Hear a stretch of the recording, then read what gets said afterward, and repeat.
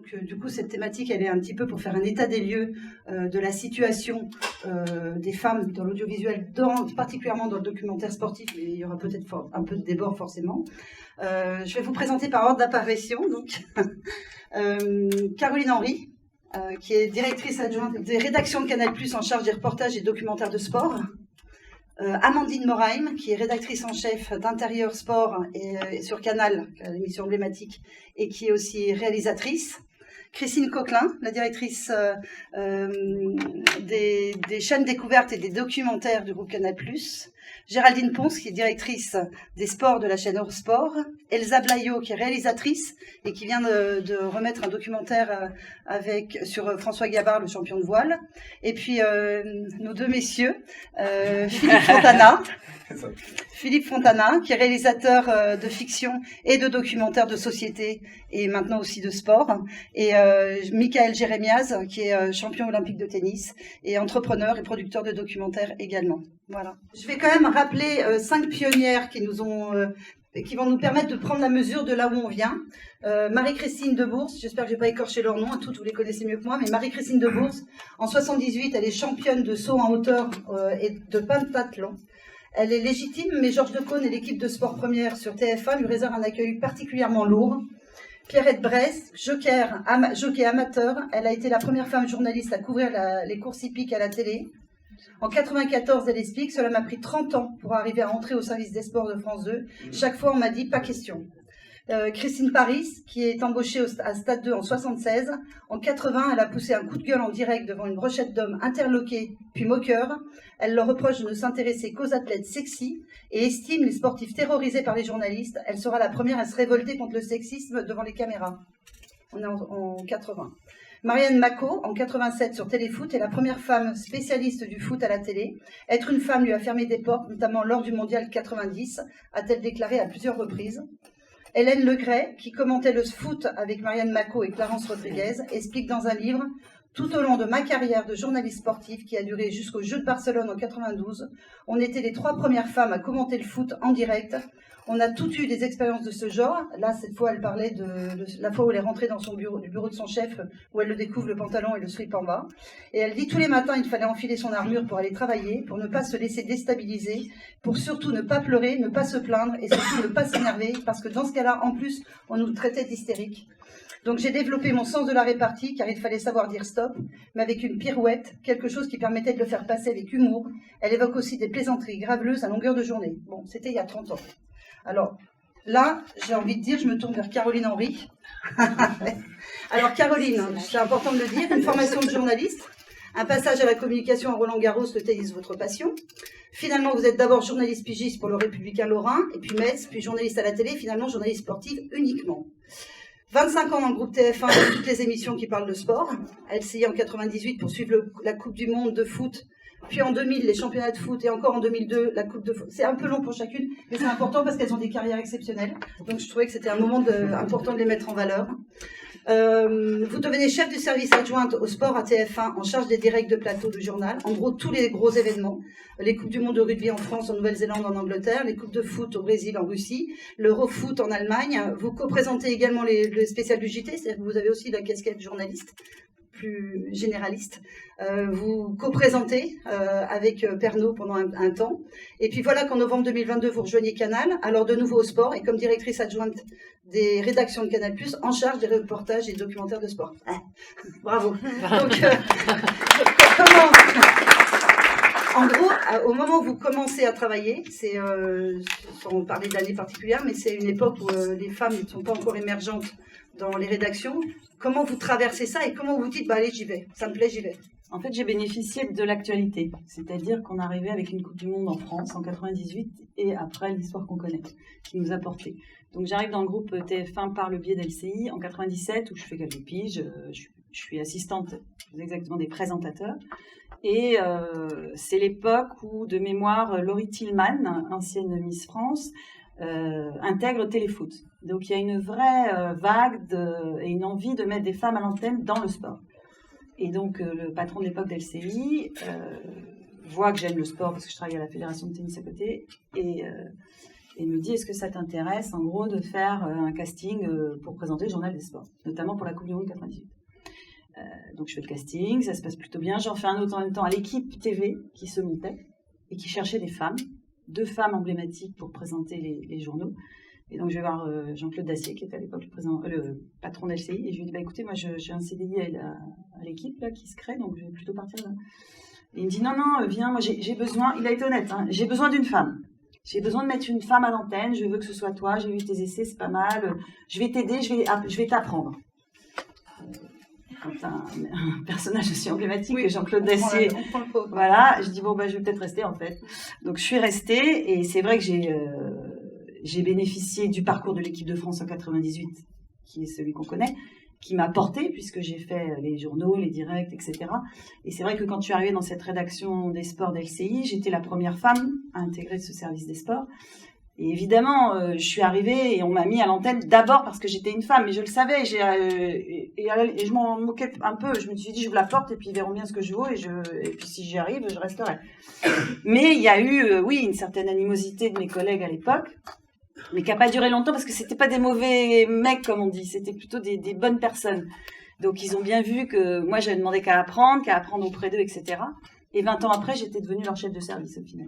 Ouais, vous n'avez pas vu arriver peut-être. Hein. Pas moi non plus en même temps. Hein, oui, alors en fait, on prend les opportunités quand elles arrivent. C'est pas il n'y a pas de schéma de carrière. Est-ce que vous avez eu le sentiment d'avoir renoncé quelque chose pour pouvoir faire vos preuves et y arriver, ou est-ce que vous avez le sentiment que tout le monde se battait de la même manière et que à aucun moment vous avez dit pourquoi il n'y a pas plus de nanas, pourquoi il n'y a pas plus Moi, quand je suis arrivée à ce moment-là et à cette époque-là, je me suis dit que j'étais la seule femme à avoir réussi à ouvrir cette porte et que c'était une chance. Et que donc, je me suis pas vue comme une femme qui allait batailler contre des hommes. Je me suis vue comme une femme qui allait montrer qu'on était capable de faire. Et j'ai pas subi, ou alors je n'ai pas eu conscience, peut-être aussi, j'ai pas subi ce que j'ai pu lire, voir dans des documentaires, etc. Je l'ai pas senti. Ce qui est peut-être important de dire, c'est que l'association pour les femmes dans les médias, qui a été créée par des aînés, Françoise Laborde, Rothel Krief, Viviane Godefroy, Laurence Bachmann, c'était des femmes qui avaient ouvert la porte encore avant nous. Tout à fait. Et qui, à un moment, se sont dit on va se rassembler, et puis on ne sait pas trop ce qu'on va faire. Ben, moi, je leur disais tout le temps, ça infuse, on va boire le thé, fumer des cigares et boire du whisky. Il y a plein de clubs d'hommes qui font ça. Et puis, arrivé MeToo. Et en fait, toutes ces femmes, elles ont pris conscience qu'il y a des choses qui n'allaient pas. Non pas parce que, mais on participait à ce système. On disait, faut qu'on y arrive, faut qu'on soit forte, faut qu'on soit dure, faut qu'on soit mordante. Et moi, en vous interviewant toutes, j'ai vu que il y avait une prise de conscience assez tardive. Que nous, on a un peu travaillé déjà sur TFDM. Après, moi, j'ai eu la chance. Alors, je disais que j'étais la seule femme à avoir intégré le service des sports, mais j'avais une directrice de la rédaction qui était Catherine Nel. Donc, elle faisait partie des fondatrices emblématiques. Ouais. Et j'ai eu une chef de service qui était commentatrice que tout le monde connaît, qui est Anne-Sophie Christophe, avec qui je travaille pendant 20 ans, et qui était ma manager directe. Donc j'étais quand même entourée de femmes journalistes qui quelque part, j'en avais pas conscience, mais qui me protégeaient aussi d'une certaine mesure. Anne-Sophie m'a toujours dit, fais gaffe, tac, tac. Donc c'était inconscient en fait. Ouais. Bon, bah écoutez, tant mieux, mais on va y revenir parce que les chiffres sont très mauvais quand même. Donc en 2021, le documentaire Je ne suis pas une salope, je suis une journaliste de Marie Portolano montrait que 3 décennies plus tard, la situation n'avait pas beaucoup évolué. Suite au retentissement de ce documentaire qui lui-même fait écho à l'évolution des mentalités depuis la vague MeToo, c'est ce que je voulais dire, c'est qu'il y a quand même une prise de conscience. Alors on en parle beaucoup. Moi je considère que les choses ne sont pas réglées tant qu'il y a une femme qui meurt tous les 2 jours et demi, les choses ne sont pas réglées, mais on en parle beaucoup. Et ces dames qui ont fait ce documentaire, ces journalistes sportives, elles ont eu l'occasion de dire à plusieurs reprises, la parole se libère, mais surtout les oreilles s'ouvrent. Et donc depuis, elles ont créé, je les salue, je crois qu'il y a la présente qui est là. Depuis, elles ont même créé l'association des journalistes sportifs qui regroupe tous les médias, presse écrite, radio, télé et le digital. Elles s'organisent, alertent, font signer des chartes de bonnes pratiques et mentorent les jeunes femmes. Et j'invite tous les producteurs à aller voir chez elles pour récupérer des talents et des femmes réalisatrices et journalistes, et quitte à les former s'il y a besoin de formation. Alors, je me tourne vers Amandine. Alors, Amandine, je vais la présenter aussi. Sportive de haut niveau, championne du monde de char à voile, formation de journaliste, un passage à l'équipe TV chez Motors TV. Elle couvre les 24 heures du Mans, les JO de Pékin, avec l'équipe de France handisport. Ensuite, vous rejoignez Orange Sport en 2009 pour produire 3 magazines hebdo, rien que ça. Un sur le rugby, un sur le NBA, un sur l'ATP. Vous coordonnez les services, les multiplexes, les événements. Vous savez gérer les plateaux, les matchs, les magazines. Et vous réalisez des documentaires principalement basés sur l'humain. C'est en 2013 que vous rejoignez Canal comme journaliste, grand reporter au service des sports et réalisatrice. Et aujourd'hui, vous êtes rédactrice en chef d'Intérieur Sport, l'émission culte de Canal. Donc, on voit bien que vous êtes de la graine de champion et que vous affrontez tout en même temps. Vous savez gérer plusieurs multiplex, plusieurs choses différentes. Tout en discutant toutes les deux, vous m'avez dit ne pas avoir vu que c'était un combat et que tout ça vous semble assez normal. Et moi, j'ai l'impression que dans ce que vous m'avez dégagé comme discussion, c'est qu'il faut être sacrément championne pour gagner ses galons dans une rédaction. Et que quelque part, c'était mis au même niveau que tout le monde doit être très bon. Je connais plein de journalistes qui sont pas très bons et qui peuvent parler de l'équitation, comme parler du rugby, comme parler... C'est pas grave, ça passe. Et donc, il faut que nous, les femmes, on soit des championnes et qu'on y arrive absolument, ou ça peut être simplement un job. Bonjour. Simplement un job, non, parce que le boulot qu'on fait n'est pas simplement un job. Ça fait partie de notre vie et c'est notre vie, enfin, c'est une passion, c'est tout ça à la fois. Ça peut pas être simplement un job, donc ça, c'est sûr. Après, j'ai pas eu l'impression de me battre en tant que femme. J'ai, comme tout ce que je fais un peu dans la vie, mais comme quand je faisais du sport, j'ai un objectif, où on me met un objectif, on me dit, bah tiens, tu vas faire tel reportage. Je me pose pas de la question de savoir si je vais y arriver ou pas. Je mets tout en place pour y arriver. C'est de la graine de champion, ce et que donc, je dis. Et donc en fait, oui, mais j'ai ce point de vue-là et j'ai cette méthode-là, si on peut dire que c'est une méthode, ou ce process-là, que je sois une femme ou pas une femme, en fait. Je me pose pas la question de savoir si je suis une femme ou pas. De la même façon, quand je vais faire un reportage sur une femme, ou un homme, ou globalement les deux options, généralement. Je me dis pas, je vais la voir comme une femme. Je la vois comme un personnage. Après, c'est une femme, c'est un homme, ses faiblesses, ses qualités, sa sensibilité, et de la même façon, je la traite, la femme, le personnage femme, comme un personnage homme. Et c'est aussi, je pense, en faisant ça, en normalisant le traitement et la façon dont on travaille, c'est deux choses différentes, mais pour moi, ça se rejoint. C'est en normalisant le fait de ne pas se positionner en tant que femme, mais juste en tant que personne qui travaille, avec sa sensibilité, comme tout le monde a une sensibilité, qu'on pourra aussi faire avancer et casser un petit peu ces codes. Après, vous disiez, les chiffres sont très mauvais, sans doute. Ça fait 20 ans que je travaille, j'ai quand même vu une énorme progression. Des choses qui se passaient il y a 20 ans, aujourd'hui, les jeunes, et j'ai pu intervenir dans des écoles, quand je leur pose la question, est-ce que ça vous choque de voir une femme qui parle de sport, ou ils se demandaient pourquoi je leur posais la question. Ils étaient choqués de ça, de la question. Donc c'est rassurant, ça m'a rassuré, pour la génération, et ça évolue, donc je suis très très optimiste. Oui, tant mieux, c'est rafraîchissant. Alors, je disais, les chiffres sont pas bons. Alors, l'ARCOM vient de sortir sa dernière étude, le 8 mars. Chaque année, elle compte la place des femmes sur les antennes et le temps de parole, etc. Donc, il y a des belles progressions. Depuis 4-5 ans, on travaille avec eux. Il y a 50% de présentatrices, donc on est bien. 42% de chroniqueuses et journalistes avec un petit recul, mais on est bien. 45% d'expertes, on est mieux en mieux. 42% d'invités politiques, ça commence à marcher. D'ailleurs, TF1 met des choses en place. Chaque chaîne met des choses en place pour former des experts, etc. Mais le temps de parole n'est pas bon, on est à 36%, donc ça ne suffit pas de les afficher, il faut leur laisser le temps de parler et finir leur phrase. Mais il y a aussi, parce que dans mon ancienne vie à TF1, j'ai beaucoup participé aux experts, on a eu beaucoup de mal à trouver des profils et des femmes qui voulaient parler, qui voulaient prendre la parole, prendre le micro. C'est pas que les hommes qu'on doit changer, c'est les femmes. Elles ne voulaient pas venir, on avait des profils formidables qui ne voulaient pas venir. La nouvelle promo, ils ont une femme qui travaille pour marcher sur la planète Mars.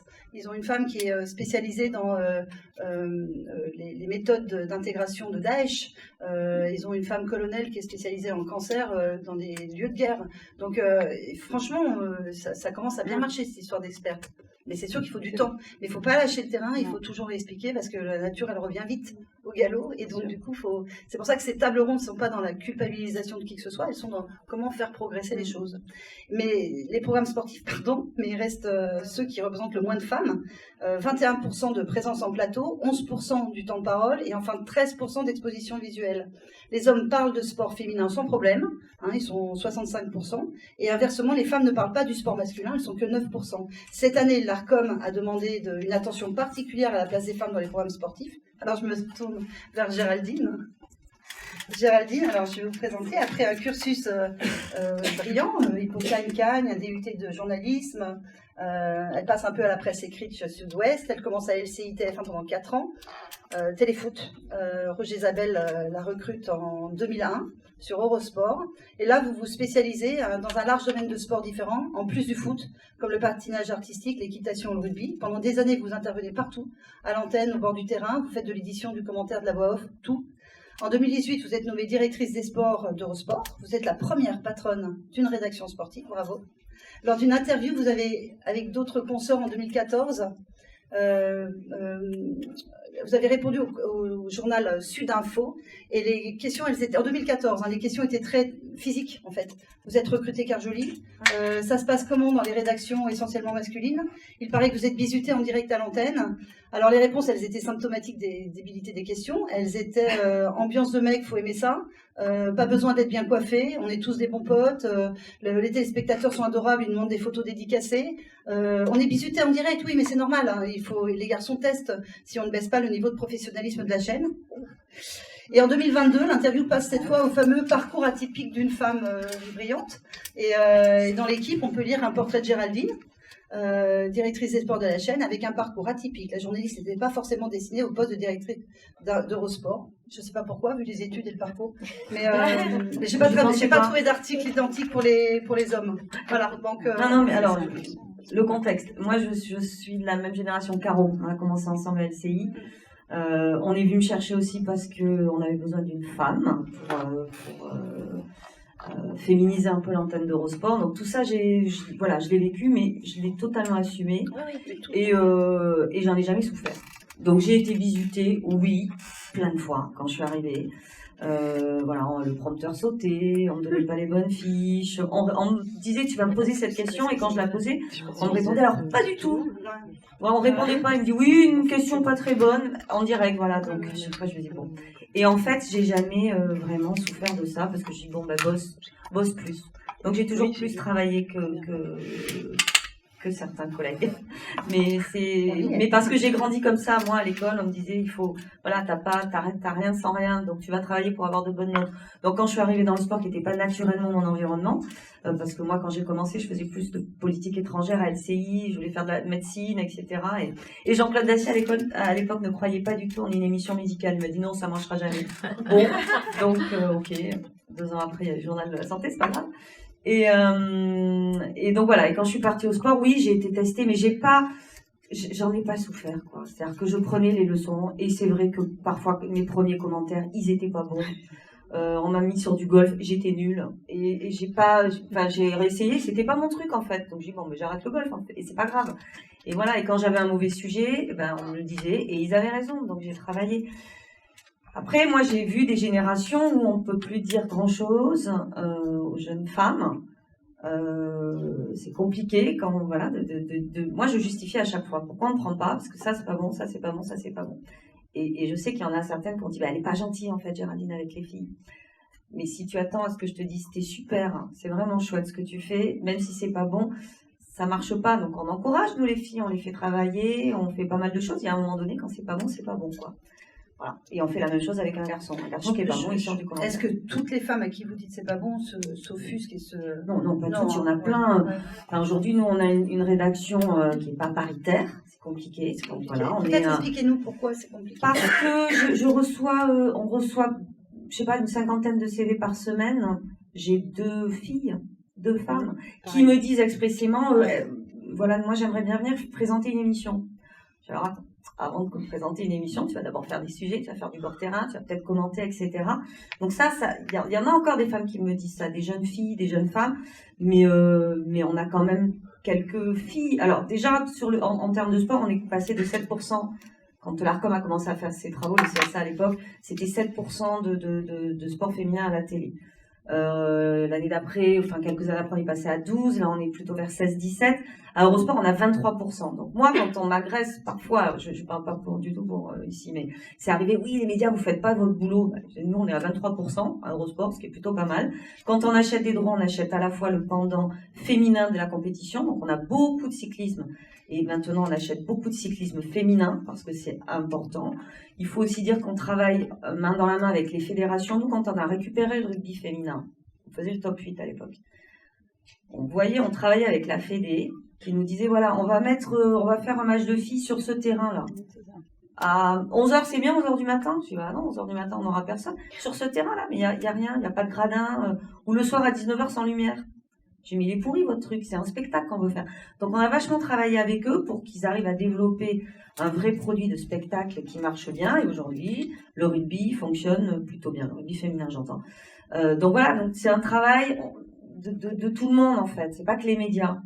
Et une fois qu'on a fait ce travail-là, une fois qu'on a formé des filles à bien commenter, travailler, etc., ça se passe plutôt bien, mais nous, on a choisi le créneau aussi d'aller travailler avec des consultantes, les fameuses expertes.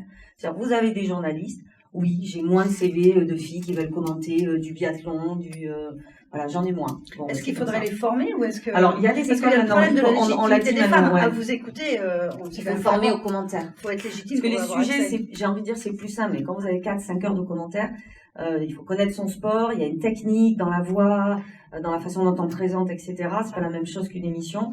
Donc, je sais que dans certaines écoles, ils forment, ils demandent maintenant à certains commentateurs de venir former les étudiants en école de journalisme aux commentaires. Et on s'aperçoit qu'il y a de plus en plus de femmes qui commentent bien, qui ont envie de commenter, et pas que des sports de filles, qui était aussi le truc à l'époque. Moi, on m'a pas proposé tout de suite, on m'a jamais proposé le rugby. On m'a dit, tu vas faire du patinage artistique. Mais j'étais ravie, moi. J'adorais ça, donc c'était super. Et j'ai eu ce travers-là de dire, moi, à certaines de mes filles, tu veux faire la gym? Je dis, ah non, là, il y a un truc, si toi, tu fais ça. Donc, j'ai des filles aujourd'hui qui font du volley, qui font du hand, certaines font du tennis masculin, l'ATP. Et on met aussi des femmes en expertes, ces fameuses consultantes, sur des sports masculins. C'est-à-dire, là, aux Jeux Olympiques, on a une parité, je le disais hier, on a 60 consultants, 50% d'hommes, 50% de femmes. Et moi, j'ai des femmes qui vont commenter, des femmes expertes, donc celles qui accompagnent le journaliste. Ouais. Sport fait par les femmes. Non, qui sont des femmes. Nadia Lemaro va commenter le hand masculin. Elle va commenter, alors je sais quand même pas dire ça, mais les matchs masculins de hand. Voilà, on a d'autres filles qui vont commenter les matchs de volley masculins. Voilà, je mets pas des filles pour commenter. Elles sont 9%, comptées par l'ARCOM. Mais excuse-moi, c'est difficile aussi de les trouver, les filles. Moi, Marie Sampéré, typiquement, elle a commencé avec nous en émission sur le rugby. Déjà, elle n'était pas sûre de venir, etc. Et un jour, je sais pas, un consultant n'est pas là. Je dis, est-ce que tu veux commenter le match? Je dis, je sais pas si j'y arriverai. Voilà, spontanément, on dit ça. Mais comme moi, quand on m'a proposé la rédaction, je me suis dit, je sais pas si je vais y arriver, quoi. Voilà. Et Marie, elle l'a fait, et ensuite, elle s'est entraînée chez nous, elle était super bien, elle est partie à France Télé, elle a fait des trucs avec M6, et c'est une super commentatrice. Donc voilà, il faut juste pousser les filles et leur dire, mais bien sûr que vous pouvez le faire. Il y a aussi une réalité, c'est que le sport est aimé par les femmes et les hommes, sauf que les femmes aiment beaucoup le sport, mais pas forcément la compétition. Et là, on parle de compétition de sport.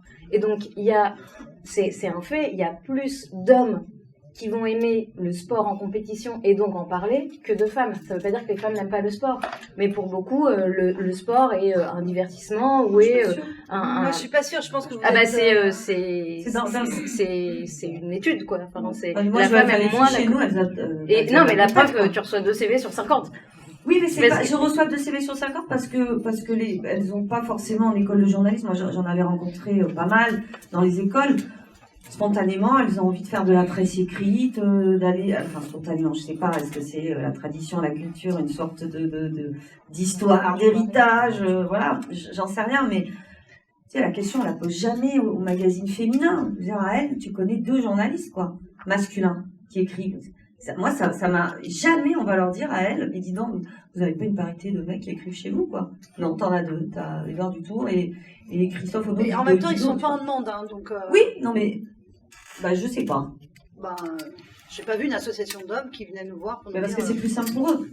bah, c'est ce que je dis. Oui, mais je sais pas s'ils sont pas en demande. Enfin, je veux dire, ça pose pas de souci qu'il y ait pas beaucoup de mecs dans les magazines féminins.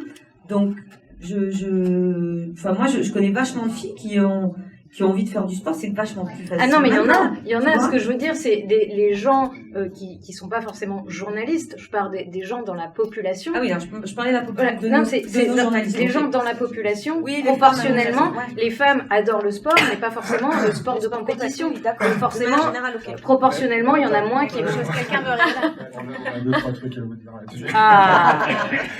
Peut-être Je pense que structurellement. Tu peux peut-être te présenter. Oui, Tu es réalisateur. Vas-y, présente. Ouais, non, je je présente. Je suis réalisateur et producteur. Et voilà. Et Michael.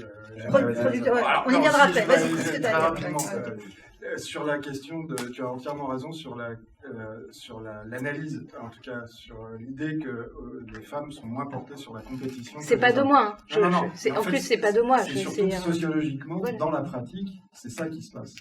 Maintenant, moi, j'ai le sentiment que c'est plus une question structurelle. C'est-à-dire que la société fait en sorte de ne pas créer, de donner les moyens aux filles de croire qu'elles peuvent faire de la compétition quand elles sont petites. Et que du coup, il y a une construction qui s'opère avec, alors je vais le simplifier, mais les garçons, c'est en gros, on joue à la bagarre, on se tape on se fout sur la gueule dans la cour de l'école, et les filles, on leur dit non, tu dois pas Enfin, moi, c'est ce que j'ai vécu, je suis peut-être plus vieux que toi, donc quand j'étais petit, c'était ce qui se passait. Et encore aujourd'hui, je pense. Moi, j'ai accompagné mes 2 enfants tout petits pendant très longtemps. Tu vois, et je voyais bien que les filles, c'était pas la même que les garçons. Et que je peux même te donner des exemples de parents où mon fils se retrouvait, où on lui avait coupé l'oreille avec des ciseaux, où on lui tapait dessus, et les parents, pour justifier leur attitude, et la maman justifiait l'attitude de son fils en disant « Mais ça en fera un garçon fort. » Là, tu fais « Waouh, putain, de quoi on parle, quoi ?» Donc, moi, j'ai l'impression que sociologiquement, il y a quand même un truc très fort là-dessus. Et sur la question de la compétition, oui, les femmes aujourd'hui, dans la pratique sportive, font pas de compétition, beaucoup moins que les hommes. Ça, c'est un chiffre. Et là, je reviens à ce que tu dis. Mais par contre, je ne pense pas que les femmes aient moins envie de faire de la compétition que les hommes. J'y crois pas une seule seconde. Sauf que je pense sincèrement qu'on leur donne pas, ou elles se donnent pas, ou la société leur donne pas les moyens d'être dans un rapport plus compétitif, et notamment dans le sport. Peut-être, mais du coup, il y en a moins qui augmentent leur process et veulent devenir journalistes de sport. Mais donc ça, proportionnellement, c'est pas étonnant qu'il y en ait moins. C'est ça de la même manière pour le sport que pour tous les secteurs de l'activité de la société,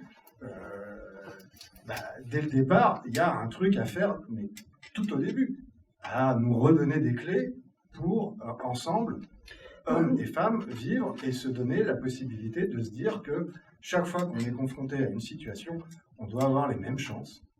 Il y a quand même 150 journalistes sportifs qui se sont rassemblés et qui ont dit qu'elles c'était dur pour elles, quoi. Alors certaines, c'est comme toujours, hein, il y a celles à juste titre, il y a celles par opportunisme, il y a celles parce qu'elles sont pas assez bonnes, il y a différentes raisons. Mais encore une fois, j'ai des copains, moi, dans les services sportifs, mon mari est marin, j'ai des copains dans les services sportifs, ils sont pas bons. Quand ils parlent d'équitation, ils sont pas bons. Et Esmar, il dit, je vais placer le mot string, ça va faire rire tout le monde.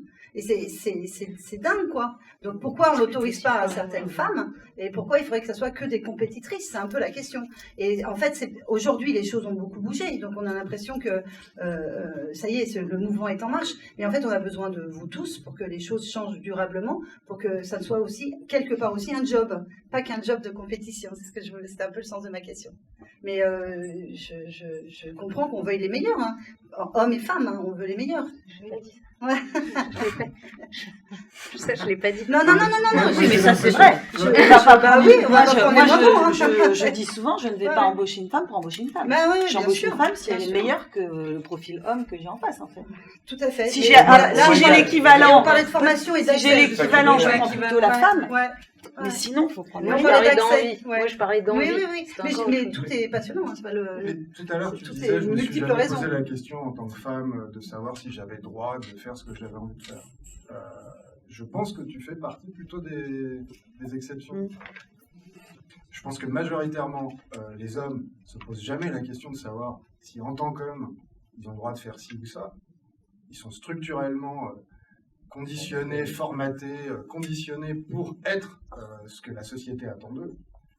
Et les femmes, en permanence, vous allez à un moment donné, il me semble, hein, je suis désolé de parler pour vous, mais à l'observation, je vois tellement de femmes se poser et se tirer une balle dans le pied parce qu'elles se posent la question de savoir si elles sont légitimes, si elles ont droit.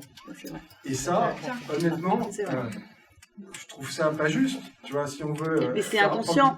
Son sentiment d'imposture est totalement inconscient. On est entièrement d'accord. Mais est-ce que j'ai le droit de bosser? Est-ce que j'ai le droit d'avoir des enfants? Est-ce que j'ai le droit de bosser et d'avoir des enfants? Est-ce que j'ai le droit de faire carrière? Est-ce que je vais pas faire de l'ombre à mon mec? Tu vois, toutes ces questions-là, je pense que, tu vois, sans ouvrir n'importe quel magazine féminin, etc., on les retrouve. Je veux dire... c'est très sociétal. Mais entièrement. Ça vient de... Et le sujet dont on parle, pour moi, est juste une excroissance, une représentation de la structure de société dans laquelle on est. Et alors, évidemment, on est là pour parler de la représentation des femmes dans les médias, mais le vrai sujet, il n'est pas là. Hein. Mais vous, en tant qu'homme, vous posez jamais la question de... Vous vous dites jamais, merde, je sais pas si je vais y arriver, jamais? Ah, si, mais pas parce qu'on est un homme. C'est ça, ils le disent pas. Mais pas parce qu'on est un homme. En fait, jamais parce qu'on est un homme. Évidemment qu'on doute et qu'on se pose la question de si on va y arriver ou pas. Mais moi, je fais un peu le parallèle sur le handicap. C'est-à-dire que la légitimité d'être là, c'est-à-dire qu'on entre dans une rédaction, on sait qu'on a été pris parce qu'il faut, alors comme a fait une même recommandation, il faut des handicapés, des femmes qui cochent toutes les cases. Mais pour le coup, moi, en fait, c'est exactement les mêmes obstacles avec la différence près, parce que je suis un homme, le harcèlement, effectivement, toutes les situations, le MeToo de l'homme handicapé dans les médias, je pense que c'est pas un truc qui va vraiment exploser, mais sinon la question du combat pour être légitime, de ne pas être là parce que vous êtes là, parce qu'il en manque, parce que vous devez être un quota, c'est à peu près, c'est exactement le même parallèle. Et en fait là, le sujet dont on parle, et c'est assez intéressant, c'est que évidemment dans le sport c'est un peu particulier, c'est-à-dire que c'est plus que ce qu'on constate dans la société.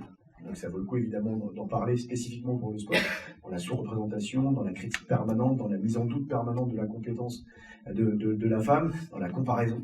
Et c'est aussi dans la comparaison sur les terrains de sport. C'est-à-dire que ça part aussi de là. C'est-à-dire que pourquoi aujourd'hui on est en train de se bagarrer de diffuser du rugby féminin, moins du rugby masculin. Les gens qui me disent encore aujourd'hui, parce que c'est moins spectaculaire, parce que c'est moins intéressant. Mais ça, pareil, c'est qu'une question de marketing. Et d'habitude. Non, mais évidemment, c'est qu'une question de marketing, c'est la manière dont on a envie de le raconter, on a envie de le montrer. Et parce qu'en fait, on a une approche de comparaison, et historiquement, c'est le sport masculin. Aujourd'hui, on parle de parité aux Jeux Olympiques de Paris 2024. À l'époque, à sa création, il n'y avait pas de parité, il n'y avait pas de femmes, de toute façon, donc il n'y avait pas de question de parité. Mais aujourd'hui, c'est qu'on a hérité d'une histoire où, et pas que dans le sport, où l'homme a des droits, l'homme est dominant, l'homme fait ce qu'il veut, l'homme l'impose quand on vient lui critiquer, on vient le challenger. Et voilà, le sport, il ne fait pas exception, et de manière un peu caricaturale. Et tu vois, Carrie, quand tu dis qu'il y a deux profils, tu prends la femme si elle est meilleure, alors je sais que c'est pas... Mais en fait, au moins égalité, si tu as... S'il y a égalité, j'avoue que j'irai chercher la femme. Oui, non, mais parce qu'on en a besoin aussi. On a besoin d'ouvrir des voies. Mais vous êtes des exceptions dans le sens où, et même dans la façon de dire, c'est... j'ai fait mes preuves. En fait, vous l'avez complètement intégré, complètement accepté. Inconsciemment. Pour moi, en tout cas, c'est quelque chose qui est inentendable. C'est inentendable de devoir justifier, de devoir travailler plus que l'autre. Donc, moi, je dois travailler plus sous prétexte. On a dit travailler tout court. Non, travailler. Alors, pour certains, même travailler, oui, bien sûr. Non, mais en fait, il n'y a rien qui justifie qu'on doit plus se faire chier que l'autre sous prétexte qu'on fait partie d'une minorité. Mais c'était pour acquérir une certaine légitimité. Tu vois, moi, je voulais pas qu'on puisse dire, elle y connaît rien. Donc j'ai bossé plus. Je vais vous donner une anecdote. Quand je suis arrivée à Eurosport, on a beaucoup de sports d'hiver, nous, et du saut à ski. Bon, ça marche très bien dans les pays nordiques. Et il y avait à l'époque un sauteur polonais qui s'appelait Adam Małysz, et ça s'écrit Malice, ou ça s'écrit M-A-L-I-Z, je sais pas quoi. Et moi, j'avais pas trop entendu parler de lui. Je fais un plateau et je vois Malice sur ma dépêche AFP, donc je dis voilà, Adam Malice. Et je me fais incendier en sortant du plateau. Mais t'es débile ou quoi? Tu connais pas le nom? Je fais pardon.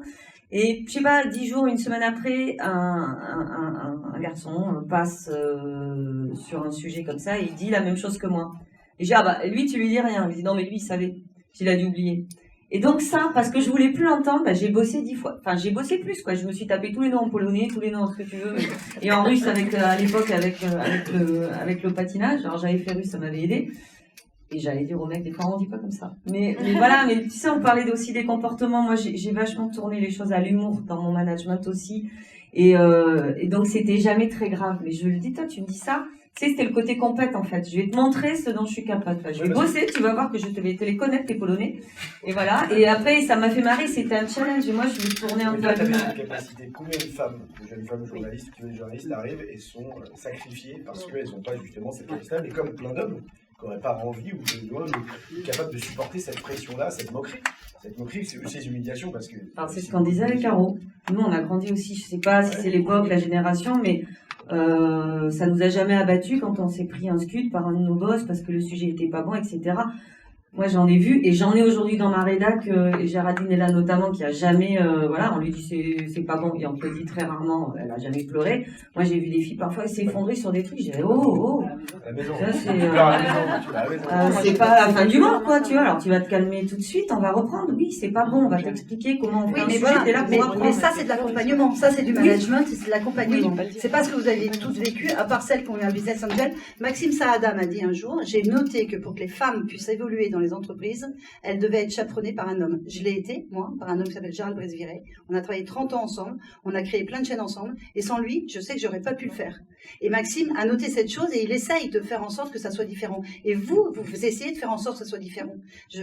Pour avoir parlé un petit peu avec vous, je vois bien que vous essayez d'avoir cet accompagnement de management. Et c'est de ça dont on parle, en fait. Non, mais moi, c'est des hommes qui m'ont accompagné. Leur permettre d'y arriver. Et je pense effectivement qu'on fait ce boulot-là. Alors, on peut pas le faire avec tout le monde. Il y en a qui ont plus de talent que d'autres. Et voilà, et on essaie de pousser certaines. Il y a des filles qui écrivent très bien. Moi, j'ai envie de les pousser sur le .fr. Il y a des jeunes filles qui commentent. On a des filles en place. Mais après, je peux pas dire à nos gens qui sont en place en CDI depuis 20 ans, toi, je vais te dégager parce qu'on va prendre une fille. Voilà, je suis comme Caro sur ça. Quand on peut le faire, on le fait parce qu'on pense que c'est important. Et il faut le bon profil. Et il y a un autre élément qui rentre en ligne de compte. Moi, une fille, faut qu'elle soit au même niveau aussi, mais il y a la personnalité, quoi. C'est important. Enfin, je sais pas, nous, on essaie d'avoir un groupe, de bien vivre. Quelqu'un dont je sens qu'il y a un potentiel un peu, entre guillemets, je me dis là, ça va me poser un problème dans mon équipe, quoi. Donc, je ne prends pas. Femme ou homme. Femme ou homme.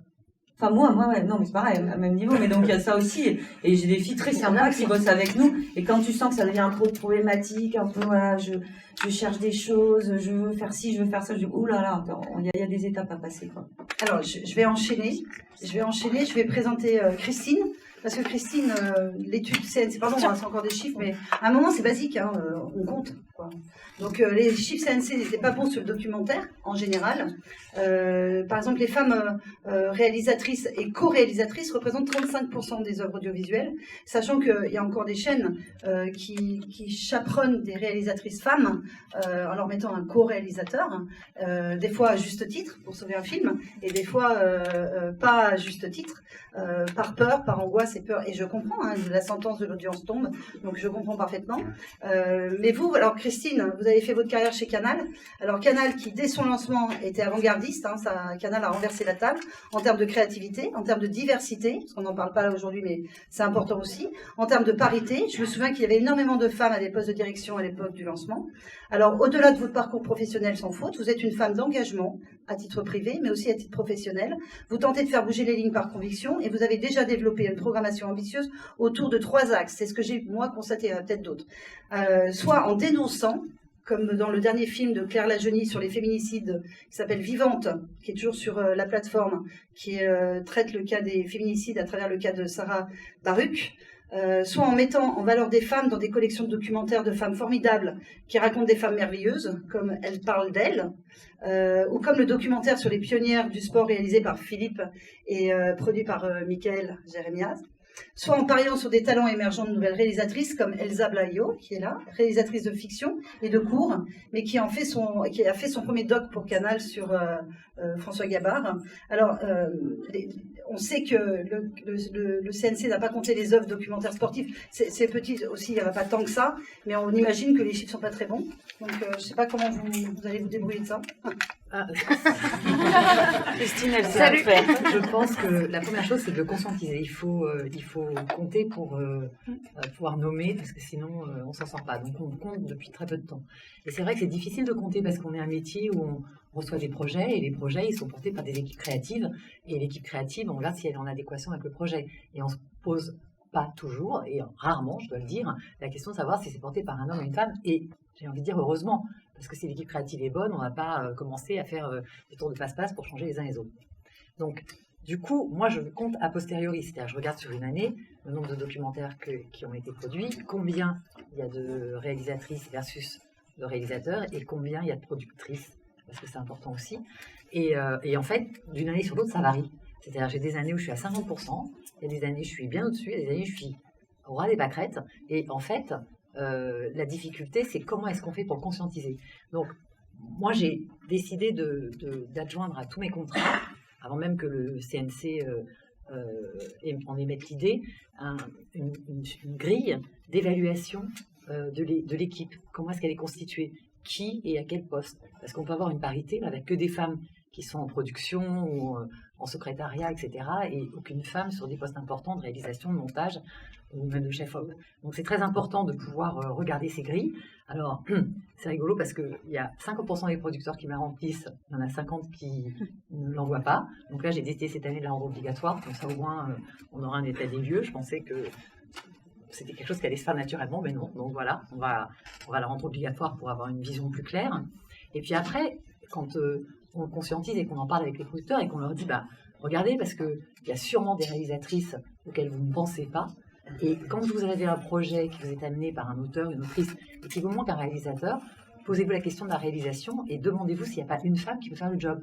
Et en fait, petit à petit, les choses bougent comme ça. C'est-à-dire que le fait d'en parler, de mettre des mots dessus, de constater que ça n'existe pas, les choses évoluent. Après, c'est ce qui a été dit là, et je ne vais pas me répéter, il y a un problème de nombre. C'est-à-dire que moi, il y a moins de femmes réalisatrices que d'hommes réalisateurs. Donc, mathématiquement, il y a un déficit. Donc, comment est-ce qu'on fait? Alors moi, déjà, à chaque fois que je suis sur une table ronde comme ça, je dis à toute l'Assemblée que moi, j'accueille les femmes bien volontiers et que si une femme a envie de faire un film, qu'elle ne se sente pas illégitime et si elle a un sujet qu'elle porte, qu'elle vienne nous voir et qu'elle sera accueillie. Ça, c'est la première chose, c'est-à-dire qu'il n'y a pas de problème de légitimité. Et je peux témoigner, tu m'as permis avec Catherine Alvarez qui est là, vous êtes les deux qui m'ont permis de faire mes 2 premiers documentaires, Omerta pour toi et Infrarouge avec Bouchra Azouz donc vous êtes des femmes accueillantes. Oui, et avec Catherine, on a le même problème. Enfin, Catherine, elle a dirigé le service documentaire de France Télévisions pendant plus de 15 ans et on faisait le même constat, la même difficulté de voir émerger des femmes. Et alors après, nous, on a une spécificité française, tu l'as relevé et c'est très intéressant, c'est que on est le seul pays où il y a de la co-réalisation. Moi, j'étais dans des jurys internationaux, etc. Il y a un homme, il y a une femme à la réalisation, et nous, on a des co-réalisations. Parce que souvent, la co-réalisation, c'est une femme qui est autrice, qui s'est tapée tout le boulot, c'est-à-dire qu'elle a fait l'enquête, elle est allée chercher les personnages, elle a même séquencé le film, et puis à un moment, c'est pas elle qui réalise. Alors, on peut dire c'est parce que elle s'autorise pas, ça peut arriver au début, effectivement, il y a toujours un premier pas, il faut se lancer. Mais moi, il y a un moment où je me pose la question de savoir pourquoi est-ce qu'on lui colle un co-réalisateur. Et donc, moi, je les engage beaucoup à tenter.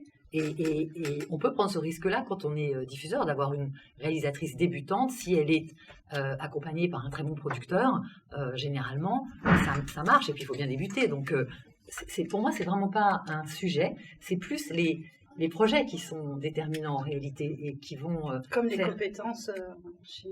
Oui, mais moi, plus les sujets d'un point de vue éditorial, tu vois, si on vient me porter un sujet qui est porté par une femme, que le projet est génial, mais qui ne correspond pas du tout à ce que je fais, je vais dire non, je ne vais pas dire non parce que c'est une femme, je vais dire non au projet en réalité. Donc, voilà. Et après, moi, j'ai un petit problème avec le discours qui consiste à dire oui, mais les femmes, elles ne s'autorisent pas, oui, mais les femmes, elles ne veulent pas, oui, mais les femmes... Parce que ça finit par être toujours la cause des femmes, en fait. C'est toujours la faute des femmes. Si la société ne bouge pas, la société, elle a été construite sur un modèle patriarcal, c'est comme ça.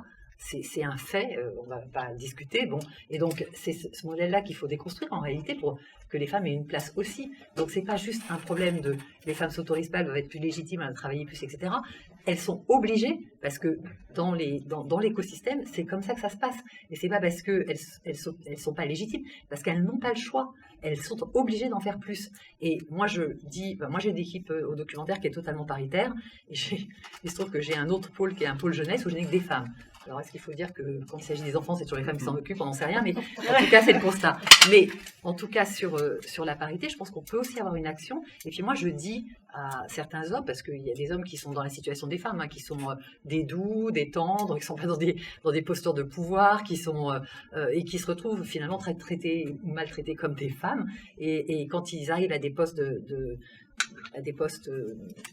direction, et ils ont beaucoup plus de mal que les autres, ils me disent, mais qu'est-ce que je dois faire là tout de suite, quel conseil tu me donnerais? Je dis, quand tu as une réunion avec 30 femmes avec 30 personnes dans une salle, et qu'il y a 3 femmes, et que ces 3 femmes à la fin de la réunion n'ont pas parlé, s'il te plaît, donne-leur la parole, parce que si tu les as fait venir, c'est qu'elles ont quelque chose à dire, ou alors tu les as mis là pour mauvaise raison, ou alors elles n'avaient pas à être à la réunion, elles perdent du temps. Donc il y a aussi, je pense, au quotidien, et c'est pas juste dans la réalisation, au-delà du documentaire sportif, c'est à chaque fois qu'on construit des programmes, à chaque fois qu'on interagit, de se poser la question de comment est-ce qu'on traite l'autre, et les femmes ont le droit de prendre la parole dans des réunions, le droit de ne pas être reprise avec quelqu'un qui reformule derrière elle systématiquement ce qu'elle dit quand elle s'exprime dans un... Enfin, moi, ça m'est arrivé dans des réunions éditoriales où tout d'un coup, l'autrice s'exprime et puis il y a un réalisateur qui reformule derrière. Et ça va, on a compris, elle est capable d'exprimer son point de vue. Donc voilà, c'est des choses comme ça auxquelles il faut veiller, parce qu'il n'y a que comme ça qu'on va y arriver. Sinon, les femmes se sentiront toujours illégitimes et elles auront toujours du mal à aller chercher la place qu'il aurait dû. Merci Christine. Je vais finir avec nos amis réalisateurs. Alors Elsa, c'était votre premier documentaire sur le sport. Vous êtes réalisatrice de fiction, je crois pas mal de comédie, ce qui n'est pas le plus simple en fiction. Vous travaillez pour le cinéma, mais aussi pour les chaînes de télé comme M6, les plateformes comme Netflix, et maintenant pour Canal, sur un documentaire qui a duré 4 ans, dont l'histoire n'était pas celle qui était prévue au départ, qui a changé à cause d'un report de départ de course. Et vous n'avez vu, vous, au départ, pas du tout l'impression d'avoir été victime dans votre métier. Et puis finalement, en discutant, vous dites, je ne suis pas victime au sens victime, je subis, mais au sens je subis le système. Et il y avait des choses qui étaient quand même un peu injustes. Et vous essayez, par la preuve sur le terrain, de faire changer les choses sur vos propres tournages. On parlait d'un tournage à l'étranger où vous aviez organisé pour que votre enfant vienne. Qu'est-ce que vous avez me souvenir de qu'est-ce que j'ai raconté? Vous m'aviez parlé d'un tournage où vous aviez organisé, les femmes s'étaient organisées pendant 2 mois pour le tournage, où les enfants étaient là, et que les hommes finalement étaient très malheureux. Je sais pas. Non, c'était un constat sur les.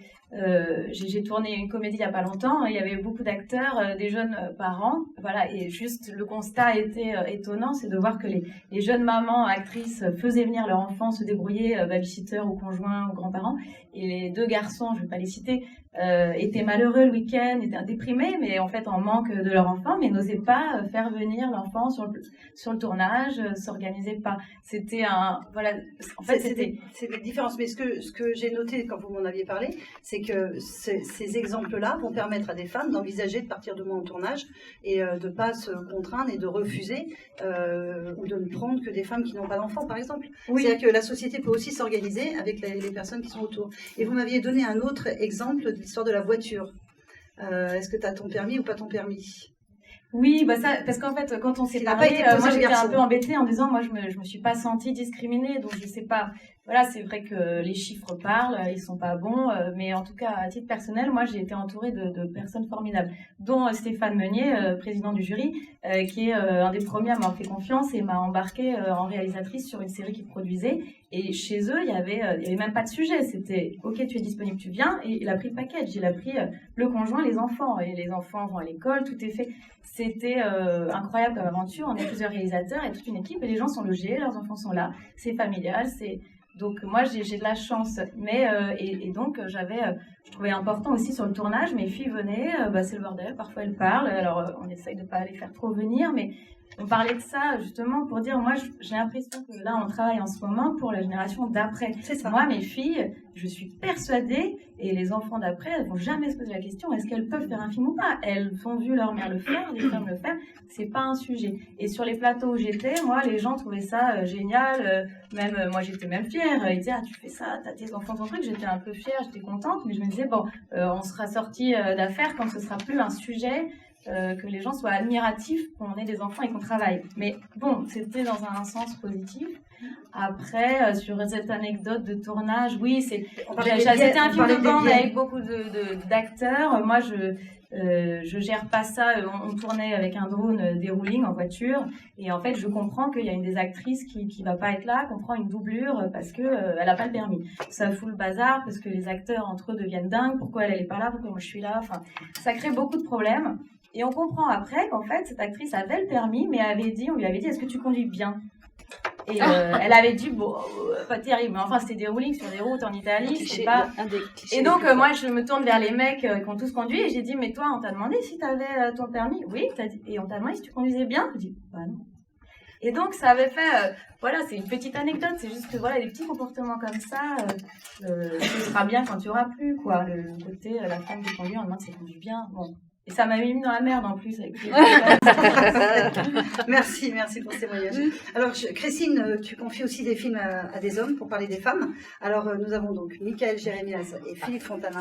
Ce sont deux hommes, je suis contente de finir par deux féministes. Plus que nous d'ailleurs, quelque part, parce que je dirais un truc un peu en dehors des habitudes de ce genre de table ronde, mais vous n'avez pas de problème de masculinité, donc vous ne posez même pas la question dans ce sens-là. Vous êtes des mecs, c'est vrai, et apparemment tout va bien, et donc vous vous posez la question de savoir comment la société peut être plus égalitaire. Et les mecs, vous êtes des hommes quoi. Non mais parce que souvent les hommes qui sont bienveillants ont peur d'être taxés de faiblards ou de choses comme ça. En fait, nous, les conversations, vous êtes des compétiteurs aussi. Donc voilà, je vais vous présenter d'ailleurs. Donc Michael, champion olympique de tennis en 2008, juste 8 ans après l'accident qui vous a paralysé, qui vous a laissé paralysé. Il faut dire qu'à peine 4 ans après, en 2004, vous remportiez déjà 19 titres, dont l'Open de Japon et le British Open en double. Donc vous avez 1000 vies. Votre mantra, c'est beaucoup de travail, beaucoup de sacrifices, un peu de talent et un peu de chance. Vous êtes co-auteur de 2 ouvrages autobiographiques, Mon fauteuil, mes amours, mes emmerdes en 2011, Ma vie est un sport de combat en 2018. Vous faites du conseil en société sur le handicap et l'intégration en entreprise. Vous gérez avec votre épouse, je crois, l'association Comme les autres pour combattre les travers sociaux et permettre l'accès au logement, à la santé, à l'emploi, à la sexualité. Et vous avez une trentaine de salariés. Vous êtes de tous les engagements, vous êtes de toutes les commissions gouvernementales ou sportives, comme les Jeux paralympiques de Rio en 2016, comme la commission des athlètes qui prépare les Jeux paralympiques cette année. Vous êtes aussi consultant télé, sur Canal d'abord, puis sur France Télévisions. Enfin, après avoir regardé les problèmes droit dans les yeux, comme vous me dites, vous trouvez une forme d'équilibre en faisant de la radio sur Radio So Good, un média positif du groupe SoPresse. Après les problèmes, les solutions sur ce média. Et puis c'est la rencontre avec Philippe. Et donc, le duo est formé et vont nous produire des films magnifiques. Donc Philippe, vous êtes réalisateur et photographe. Vous faites de la fiction, des courts-métrages, mais aussi des documentaires de société. Vous vous intéressez au thème de la migration, j'ai cru lire, et au handicap. J'ai lu quelque part que vous essayez de ne pas juger, mais de défendre ce que vous filmez. Vous tournez ensemble le documentaire We Are People, qui raconte 150 ans d'histoire entre le sport et le handicap, qui a été diffusé sur Canal. Et maintenant, vous tournez ensemble, toujours pour Canal, Let Me Run, les pionnières dans le sport, mais des pionnières lambda, pas des femmes connues, je crois. Donc, qu'est-ce qui vous a pris d'aller tourner des trucs de femmes, en fait?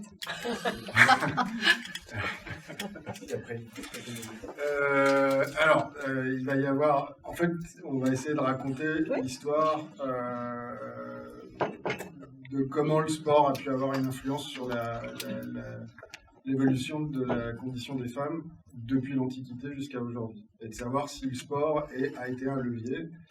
Et plus j'avançais moi dans l'écriture, plus je me rendais compte qu'en fait, il y avait tout un tas de figures féminines qu'on pourrait qualifier non seulement de féministes, mais surtout de militantes qui ou s'ignoraient ou n'étaient pas forcément identifiés ou étaient carrément ostracisés par les hommes et qui au fil du temps en demandant et en réclamant et en essayant d'avoir accès à la discipline sportive se positionnaient contre le monde des hommes et donc du coup se battaient en permanence pour obtenir un peu plus de droits, etc. Donc je ne vais pas vous faire tout le film, mais l'enjeu c'est à la fois de raconter, de faire émerger des figures on va dire pas connues, mais qui sont des grandes figures du monde du sport et de féministes pas identifiées, et en même temps d'être dans la réalité d'aujourd'hui, d'être aujourd'hui avec des femmes qui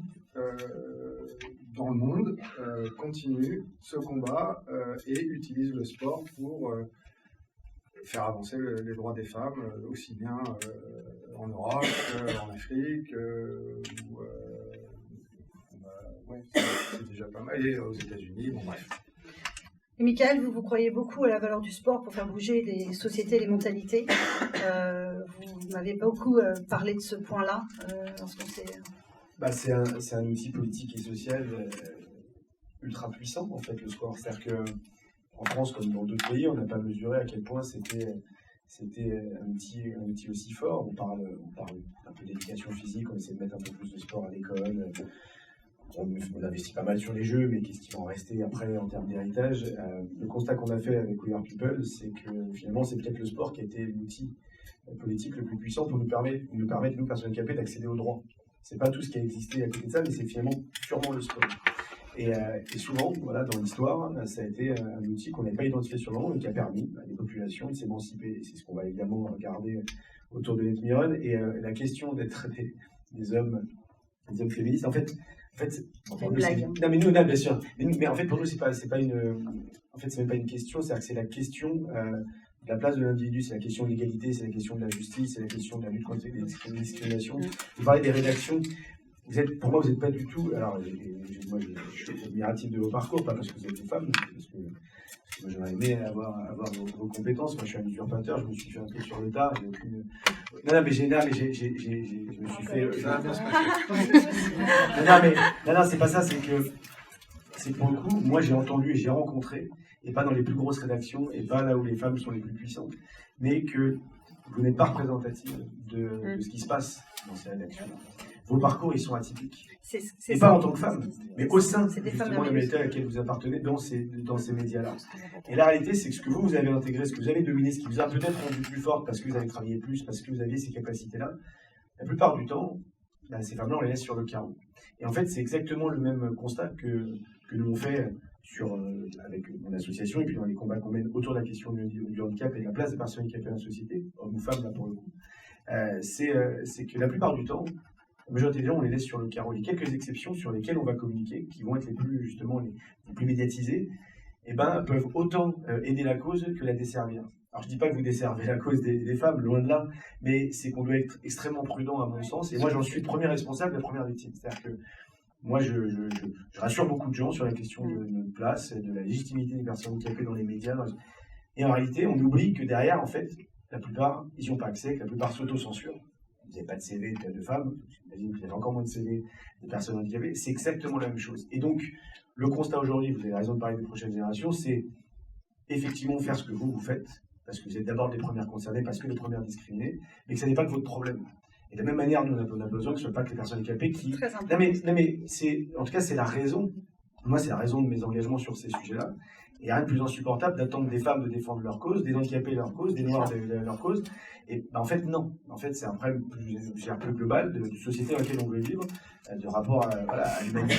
Et là-dessus, c'est peut-être Philippe le plus féministe des deux, mais en tout cas, c'est peut-être l'âge qui fait ça aussi. Je pense que la maturité a fait que. Mais en fait, c'est Philippe qui m'a embarqué là-dedans, comme il m'a embarqué dans cette aventure-là. Quand on se rencontre en 2015, moi, de manière très égocentrique, je demande est-ce qu'il n'y a pas un réalisateur qui va pas faire un film sur moi? C'est la fin de ma carrière, un petit biopic, très engolement, tu vois. Et donc, il vient, on se rencontre, et il me suit, il fait « chouette ton histoire, mais il y a peut-être un truc encore plus grand que ton histoire, on va parler un peu de toi, parce que tu es un peu égocentrique. » Donc bref, on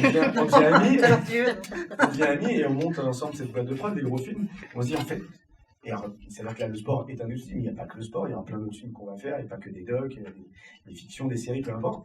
Mais de se dire que en fait, l'outil audiovisuel, ensemble, est un outil extrêmement puissant pour aller sur des sujets, globalement, dans la société ne s'empare pas vraiment. Et souvent les mêmes personnes, et pas forcément de la manière dont nous, on voudrait en parler. Et bon, là, il s'avère que c'est l'émancipation des femmes par le sport. Voilà. Avant, c'était l'émancipation finalement de personnes handicapées par le sport. Il y aura d'autres sujets et dans lesquels nous, on se trouvera complètement légitime parce qu'en fait, on est des êtres humains, quoi. Pas besoin d'être une femme pour parler de femmes. Et moi, j'ai été séduite par le projet parce que, en fait, c'est un projet qui est porteur de solutions. C'est-à-dire qu'il n'y a pas de dénonciation, véritablement. Elle est, en creux, c'est un état de fait. Mais c'est de montrer comment, au fond, toutes ces femmes, elles ont fait montre de courage, mais aussi de roublardise. Elles se sont présentées sous un faux nom. Elles avaient, pour celle qui a commencé à courir le marathon, elle avait mis un dossard, elle avait mis juste ses initiales, donc ça savait pas si c'était un homme ou une femme. Enfin, elles ont été pionnières, mais pionnières en fait avec quelque chose d'assez jubilatoire. Ça a été parfois dur, mais quand tu disais que dans mes 3 axes, il y avait la dénonciation. Moi, la dénonciation, je l'ai abandonnée depuis longtemps. Moi, ce qui m'intéresse, c'est les solutions, en fait.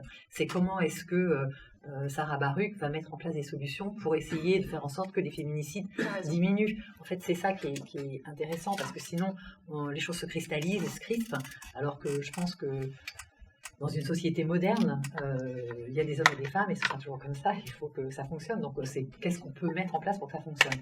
Et donc, ce film, pour ça, et c'est en tout cas...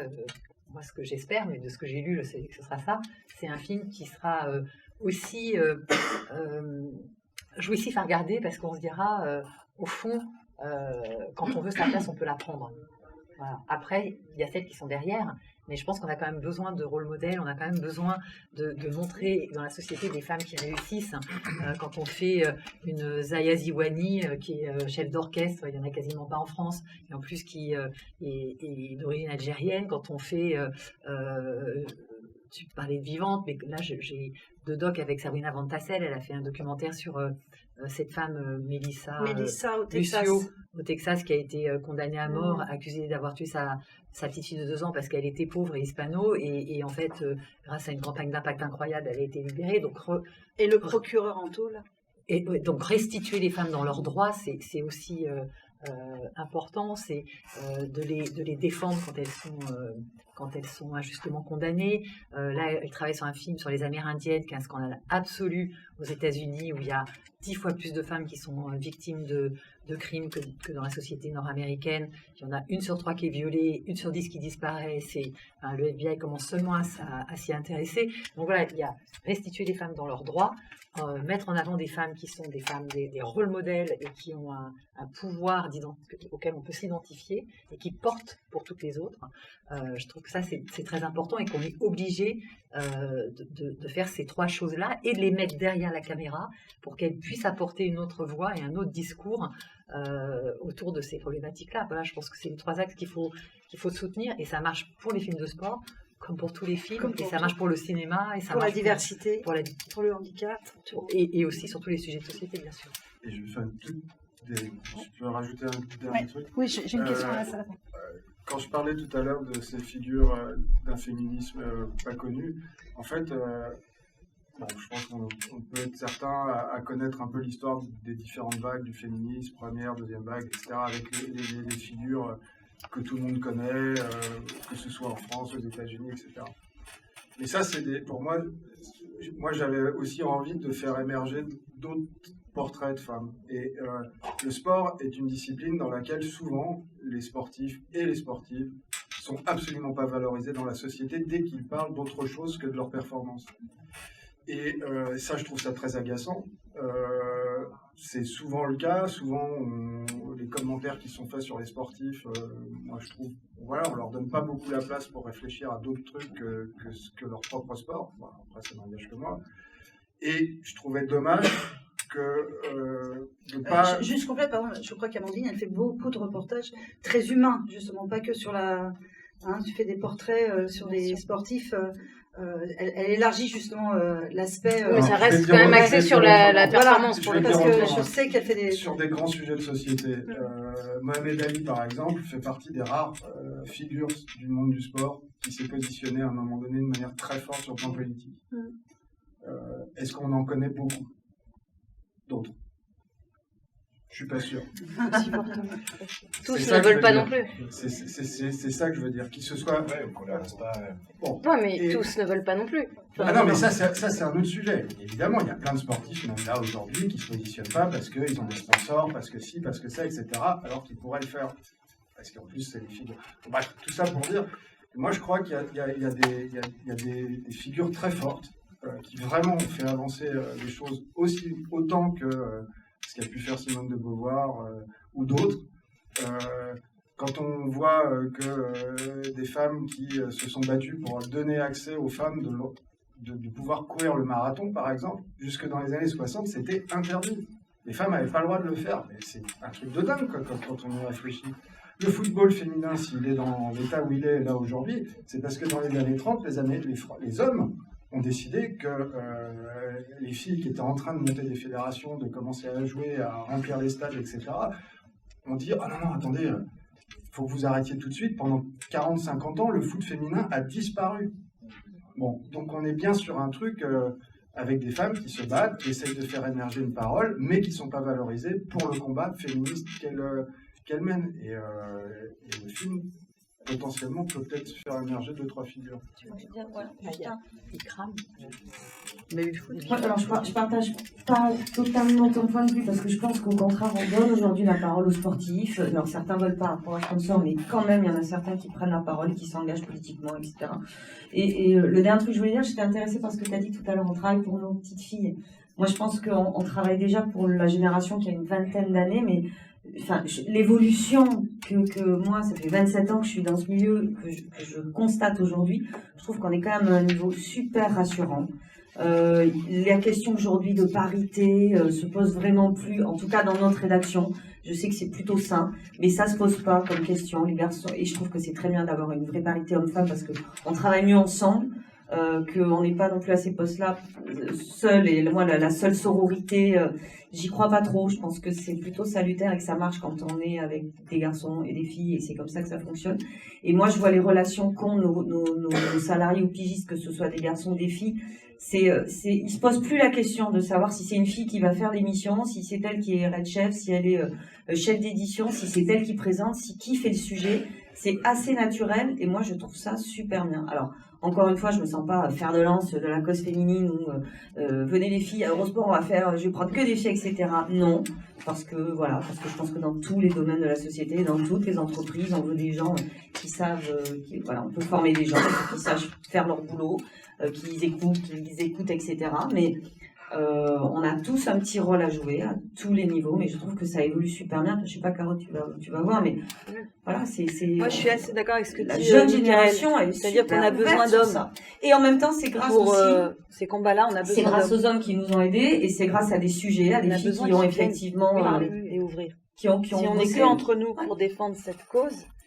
Ben, on reste un cercle fermé. Il faut qu'on a besoin d'hommes. Non, on a besoin d'hommes pour venir. Non, je parle de façon générale sur ce combat, d'ouvrir d'arriver à une égalité homme-femme, et on se pose la question. On a besoin que des hommes prennent la parole et viennent aussi échanger.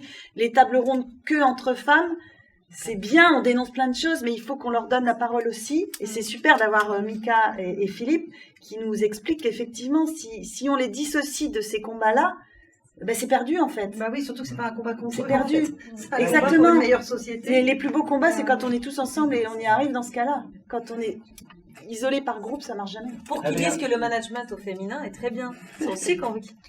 Alors, il y a pas. Pourquoi tu vois. Non, je plaisante. Désolé, je vais me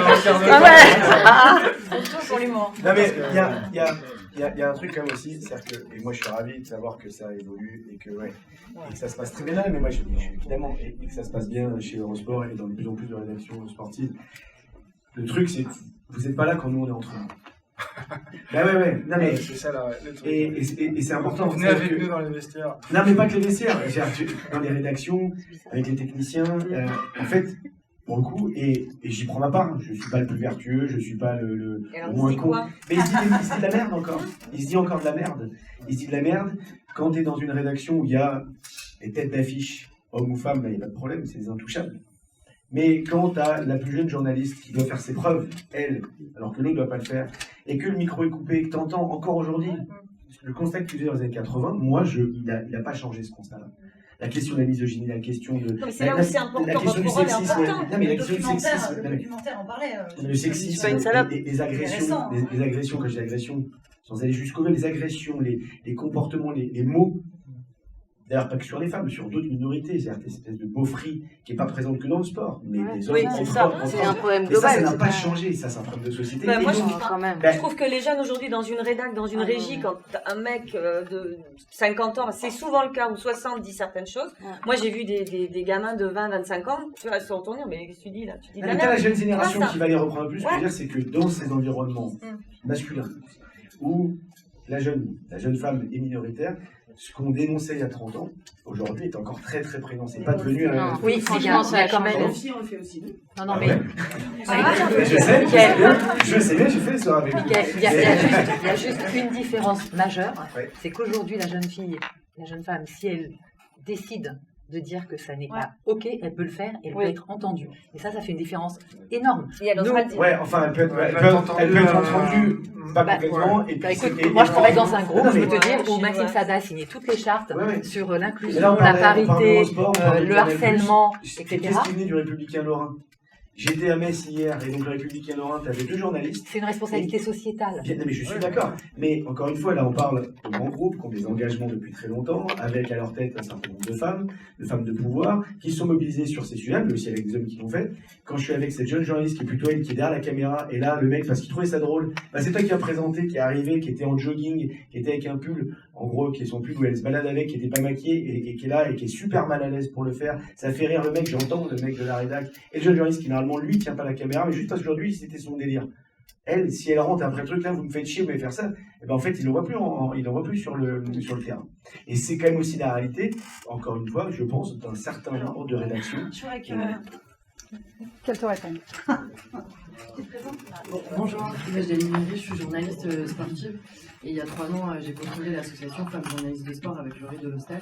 Et du coup évidemment tout ce que vous dites depuis tout à l'heure ça fait beaucoup écho en moi. Sur la question de la légitimité, il n'existe pas beaucoup d'études sur le sujet, mais l'une des études sur pourquoi est-ce que les jeunes filles dans les écoles de journalisme choisissent moins la spécialité sport, et bien l'une de ces études explique que dans les rédacs généralistes, excepté au sport, l'équipe, etc., le sport, c'est la rubrique où il y a un peu tous les débiles, quoi. Donc c'est pas le truc le plus valorisé dans une rédaction, et que les filles globalement pratiquent un petit peu moins et surtout vont moins regarder du sport, ou culturellement elles vont moins y avoir accès, et donc elles se sentent tout de suite moins légitimes que le gars qui fait du foot depuis 15 ans et regarde la Liga depuis 15 ans. Donc il y a toute une série en fait de processus qui fait qu'à la fin elle se dit, est-ce que je vais vraiment aller galérer dans une rédac où potentiellement je serai en minorité et où du coup je vais peut-être moins m'y connaître que l'autre, et ben en fait je vais plutôt choisir politique ou éco, etc. Et donc ça se passe dès les écoles de journalisme. Et du coup, nous, ce qu'on a essayé de mettre en place au sein de l'association, c'est un maximum justement de sororité, de bienveillance et surtout de réseau. Parce qu'en fait, c'est ça qui manque quand on est en minorité, quand on débute, quand on sait pas, quand on n'a pas des parents journalistes, etc. Alors évidemment, c'est valable pour les femmes et les hommes, mais il n'empêche que parmi les choses qu'on a mis en place dans l'association, il y a il y a un groupe WhatsApp où à chaque fois qu'on entend parler d'une offre d'emploi ou qu'il y a un chef qui nous appelle pour nous dire, écoute, je voudrais féminiser ma rédac, et bah, du coup, on le met tout de suite en fait sur le groupe WhatsApp. Il y a plein de filles qui ont trouvé du travail grâce à ça.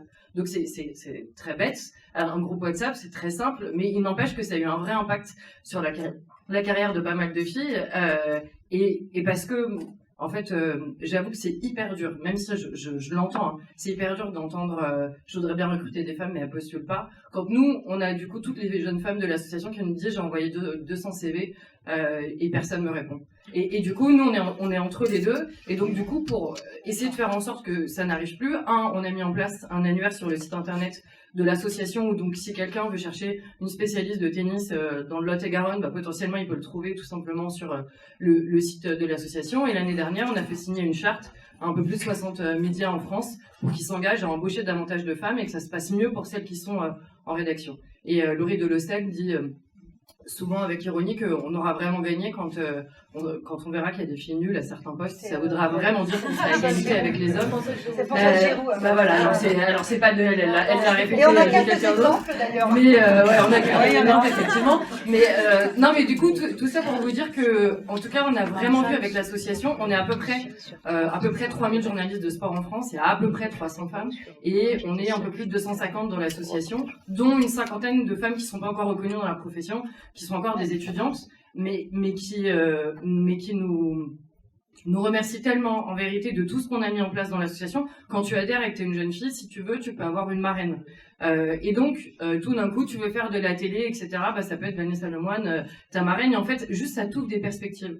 Et pour finir, le commentaire, ça fait partie des derniers bastions du sexisme et sur lequel on a vraiment très peu d'accès. Il y a une quinzaine, allez, grand maximum, 20 femmes en France qui font du commentaire. Et si on est sur des sports masculins, je pense qu'on tombe en dessous de 10. Lundi, on s'est mis à donner des cours au sein de l'association pour que les filles qui font déjà du commentaire, du coup, puissent montrer aux autres que c'est bien possible de le faire. Du coup, là, c'est Amaya Cazenave qui commente le rugby masculin sur Canal qui le faisait. Et rien que ça, il y a 50 filles qui se sont inscrites, 30 qui étaient là au cours. Et ça a tellement stimulé tout le monde et donné envie à tout le monde. En fait, juste la perspective, voir que c'est possible, etc. Vraiment, ça change tout. Et voilà. Et c'est possible d'avancer en se battant et en faisant en sorte de s'associer. Moi, je crois beaucoup à l'association. On en parlait avec Caroline justement de la formation et du commentaire. Moi, j'ai fait le tour de beaucoup d'écoles de journalisme l'année dernière pour justement aller à la rencontre des jeunes et essayer de voir de nouveaux profils.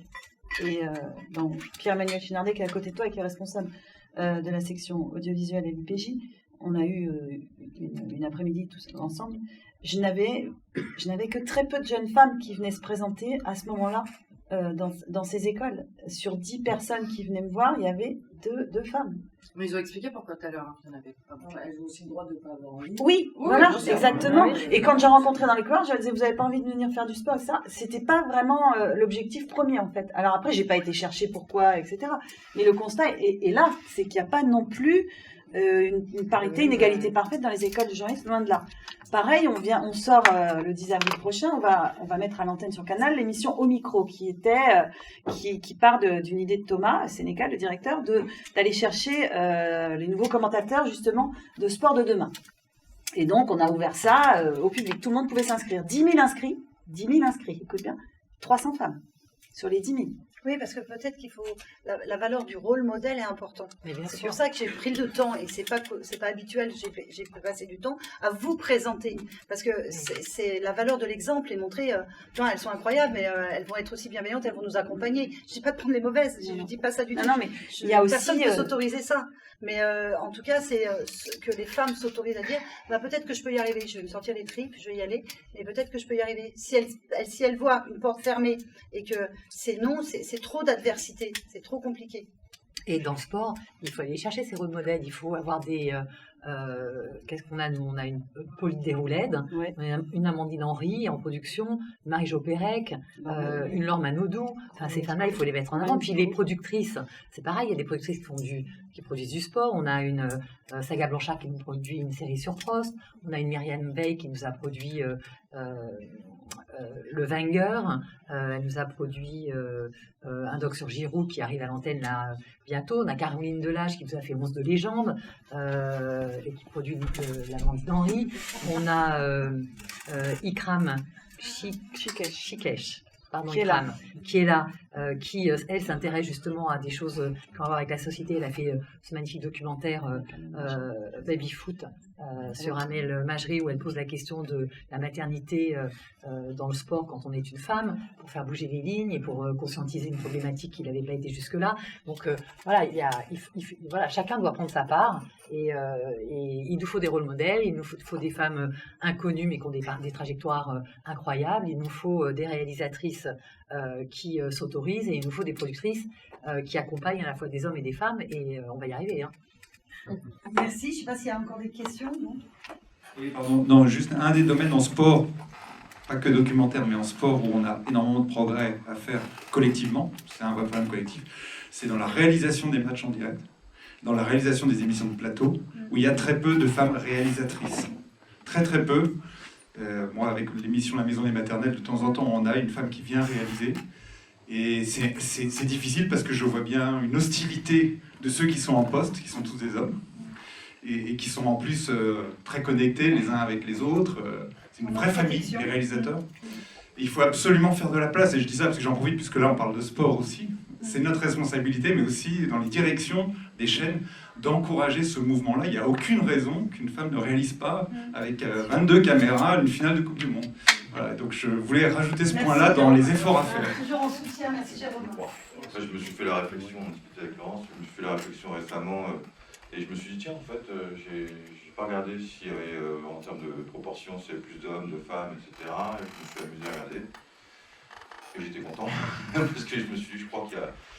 Enfin, voilà, ma DG est une femme, ma directrice de production est une femme, j'ai des producteurs, productrices, je pense qu'il y en a une réalisatrice, genre... Faut chercher.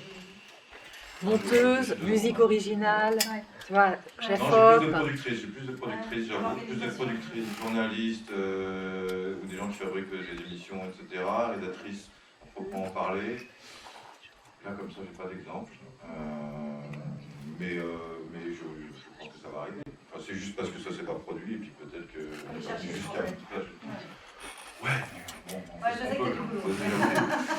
non, voilà, je ne sais pas quoi dire de plus, je suis d'accord avec ce qui s'est dit. Non, je pense que des exemples, il y en a quand même pas mal depuis longtemps. Enfin, si on parle de sport, moi je crois que j'ai eu la chance de commencer par l'athlétisme, en fait. Et non, mais ça tient à ça, c'est-à-dire comme journaliste. Et en fait, l'athlétisme, j'avais 21 ans, je ne connaissais pas grand-chose, j'essayais de trouver une place dans ce milieu. Et j'ai eu la chance de pouvoir plonger dans ce milieu où en fait tout le monde est logé à la même enseigne, les athlètes sont dans le même hôtel, c'est mixte. Et c'est une époque où il y avait Marie-Jo, etc., Pérec, enfin il y avait des figures très très fortes. Et donc je crois que, enfin je me suis pas posé la question parce que j'ai suivi ça pendant très longtemps et ça me paraissait enfin c'était pas un sujet quoi. Voilà. Après sur les... Non voilà. Après par contre, j'ai essayé, ça je peux le dire, hein, tant pis si quelqu'un le veut, c'est trop tard, mais c'est dommage. J'ai essayé de monter un film sur Estelle Mosley et j'ai pas réussi. Voilà, et ça je peux. Et j'ai pas compris pourquoi, en fait, parce que maman, parce que boxeuse, parce que entrepreneuse, parce que l'histoire très forte, parce que challenge Jeux Olympiques de Paris. Alors peut-être qu'on s'y est mal pris, peut-être qu'on n'avait pas le bon angle, mais voilà, ça je dis ça parce que c'est pas grave, c'est la vie. Mais pour le coup, ça m'a heurté. Ça m'a heurté parce que j'étais content de me dire, chouette, en documentaire sportif, il y a beaucoup de figures hommes quand même sur le marché. Et j'étais content de pouvoir me dire, allez, échappons-nous, essayons d'aller vers d'autres aventures. Et je n'ai pas réussi. Donc je suis désolé pour elle. Moi j'ai fait un film sur la section féminine du Stade français. Stade français, donc rugby, section féminine. Le rugby, c'est encore un milieu semi-pro, voire quasi amateur. Et l'enjeu, c'était... alors, je voulais faire un film surtout sur une parole authentique. Et je trouvais que dans le récit qu'on a aujourd'hui, dans les documentaires masculins, le média training est passé par là, tout le monde répète la même chose. Et en fait, c'est super boring. Enfin, j'arrive plus à me faire remporter par des histoires de sport. En plus, j'ai l'impression de les avoir vues déjà 10 fois ailleurs, etc. Et je trouve que ce qui est intéressant dans le sport féminin, c'est qu'il y a une parole libre, elles sont complètement authentiques. On retrouve un peu l'esprit des yeux dans les bleus. C'est-à-dire que, voilà, elle parle franchement à la caméra. Il n'y a pas besoin de faire de la mise en scène, il n'y a pas besoin de trop produire, tout se passe sous nos yeux. Et je trouve que le sport féminin permet de... Il y a un avenir en tout cas dans le récit de sport féminin. Bon, déjà on a réussi à prouver qu'il pouvait y avoir de l'émotion dans un récit de sport féminin, et c'est ce qu'on a essayé de faire avec Plus qu'un jeu. Mais je trouve vraiment que les sportives féminines partagent plus facilement les émotions quand elles veulent, enfin voilà, elles se livrent à la caméra beaucoup plus facilement, et du coup ça fait des films plus forts. Quelqu'un veut... Tu voulais ajouter un mot? Oui. Ah oui, pardon. Non, je voulais parler d'une chose, c'est que j'ai pas les chiffres et tout ça, mais dans le cinéma, en fait, il y a une phrase qui m'énerve un petit peu, c'est quand on me dit maintenant « Ah, mais c'est bon, t'es une réalisatrice, t'as un boulevard. » De toute façon, tout le monde cherche des réalisatrices, toutes les chaînes les veulent, tout le monde cherche ça, tous les producteurs. En vérité, on m'appelle pas du tout tous les jours, et toutes mes copines réalisatrices, c'est pas vrai, elles sont pas débordées d'appels. Donc moi, ma question, c'est de me dire, est-ce qu'on donne la même confiance à une femme qu'à un homme? Faire un film, c'est très compliqué, donc c'est très long d'être choisi, etc. Mais ce serait intéressant d'étudier, est-ce qu'un mec qui a fait 3 courts-métrages, on lui donne plus facilement une série à réaliser ou un film? Est-ce que c'est le même accueil pour une femme ou un homme? Et aussi, ça questionne la question du budget. Dans le cinéma, les budgets attribués... moi, c'est un premier film, donc c'est normal, c'est pas un gros budget, j'ai pas de comparatif, mais les gros budgets de 6-7 millions, c'est pas les femmes qui les ont. Et j'ai pas... Mais en fait, du coup, c'est pour ça que je pensais aussi le cliché, c'est plus aller chercher d'un gros mot, c'est le mot quota. Par exemple, Delphine Ernotte, elle a mis des quotas.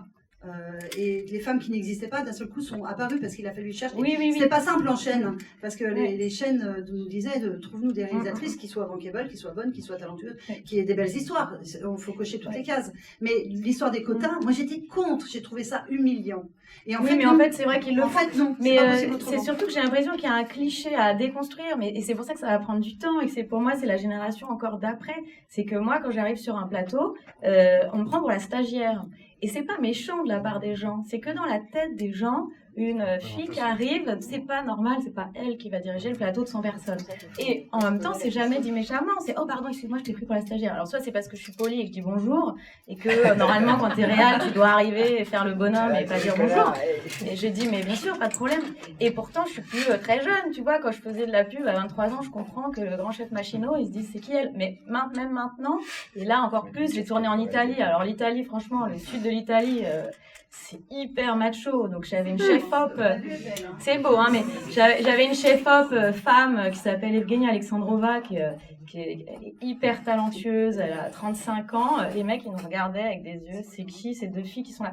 Donc il faut aller peut-être aussi continuer à casser le cliché qu'une femme serait pas capable, et je pense que tous les gens dans cette salle, vous êtes absolument pas concernés par ça, nous on n'est pas là, mais c'est peut-être plus haut, la génération d'au-dessus qui donne les budgets, qui valide les choses en commission et tout ça, quoi. Mais c'est aussi pour ça. Moi, pour la génération d'au-dessus, j'ai ma fille, parlez de moi, mais elle a 28 ans et elle me dit « Maman, la bonne nouvelle, c'est qu'on n'arrivera pas à convertir tout le monde, mais il y en a qui vont mourir. » Oui, parce qu'ils sont vieux et incurables. Donc, la génération d'après, ça ira mieux. Oui. Je pense qu'effectivement, il y a des gens qu'on n'arrivera pas à changer. Mais c'est la sélection naturelle, il faut y aller.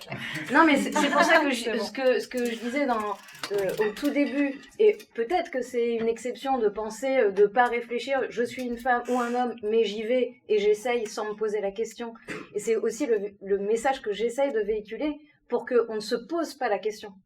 Et si déjà, nous, on ne se pose pas la question quand on est sur un plateau ou peu importe, on ne se pose pas la question de savoir si ils vont penser que parce que je suis une fille ou quoi. Non, t'y vas et t'es convaincu et déjà tu fais un grand pas vers ta conviction et vers ce que les autres vont penser de toi. Et en fait, souvent, quand même, ça marche bien. Mais nous, notre boulot, c'est d'accompagner celles qui ne sont pas capables de faire ça. Je suis d'accord, mais moi, c'est aussi de véhiculer le message de c'est possible. Et si on en est convaincu et qu'on fait cette démarche-là et qu'on a cette attitude-là, ça marche souvent, quoi. Il y a une question dans la salle. Oui, bonjour à toutes et à tous. Merci beaucoup pour... comme Eric, je suis arrivée en retard sur votre table ronde. Donc, j'ai l'honneur de faire partie du jury. Je m'appelle Laurence Fischer, je suis ancienne athlète, 3 fois championne du monde de karaté et fondatrice d'une structure qui s'appelle Fight for Dignity. Et en fait, je voulais vous demander, parce que spécifiquement sur l'accessibilité à la pratique, que ce soit la pratique du sport ou de manière, on pourrait faire ce parallèle avec vos fonctions, l'accessibilité à la pratique et le professionnalisme aujourd'hui des femmes, je suis dans une discipline non professionnelle, ça entraîne, je vais voir avec vous ce que ça... Vous êtes quelque part peut-être un peu pionnière. Quelles étaient pour vous les personnes, femmes référentes avant, dans vos fonctions? Est-ce que vous aviez des personnes référentes dans vos fonctions précédemment? Et puis peut-être un petit témoignage aussi sur la spécificité du sport. On y a eu institutionnellement de manière officielle, et merci pour les différents documentaires et films qui l'ont mis en avant, l'accessibilité à la pratique du sport de haut niveau de manière institutionnelle et reconnue pour beaucoup de disciplines. Je prends la mienne ou la boxe ou le rugby, c'est les années 80. Donc c'est un vrai continuum, notamment sur la capacité. Vous n'allez pas vous poser la question, Serena Williams, dans sa capacité à être disponible ou pas, à partager ses émotions, mais elle prend de son accessibilité. Si vous voulez faire un tournage avec elle, ça va pas être très simple aujourd'hui parce que c'est une superstar et elle a un statut comme pourrait l'avoir d'autres grands athlètes mondiaux. Voilà. Donc je voulais juste préciser ce point sur l'accessibilité aujourd'hui des femmes qui ne sont pas encore professionnelles et qui sont et qui nous transmettent peut-être différemment des émotions parce qu'elles n'ont pas non plus forcément accès à l'immédiat training, à ce genre de choses. Mais simplement, moi je voulais voir avec vous, parce que moi j'ai pas eu d'exemple avant ma génération de femmes qui étaient vraiment pour moi des rôles modèles. Et on est très nombreuses dans beaucoup de disciplines à être dans ce fait parce qu'on n'avait pas le droit. On n'avait pas le droit de faire du sport de haut niveau. Il faut comprendre ça. Et donc moi, je vous pose la même question sur une thématique qui est quand même très nouvelle, qui est celle du sport. Nouvelle, enfin, on va dire qu'elle est elle est aussi... je m'arrête là, mais voilà. Le rôle. Moi, j'ai eu aucune femme dans mon entourage manager. À LCI, il n'y en avait pas. À Eurosport, il n'y en avait pas. J'en avais pas. En revanche, j'avais des hommes et j'ai pris des petits trucs de chacun. Il y a des choses, je me dis, si un jour je suis manager, je ferai jamais ça.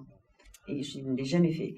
Et il y a d'autres personnes où je me dis, lui, c'est quelqu'un de bien, ou en tout cas, sa manière de voir les choses, de parler aux gens, etc., c'est bien. Donc, je me suis inspirée, en fait, de ce qui me plaisait chez les uns et chez les autres, de surtout ce qui me plaisait pas pour pas le reproduire.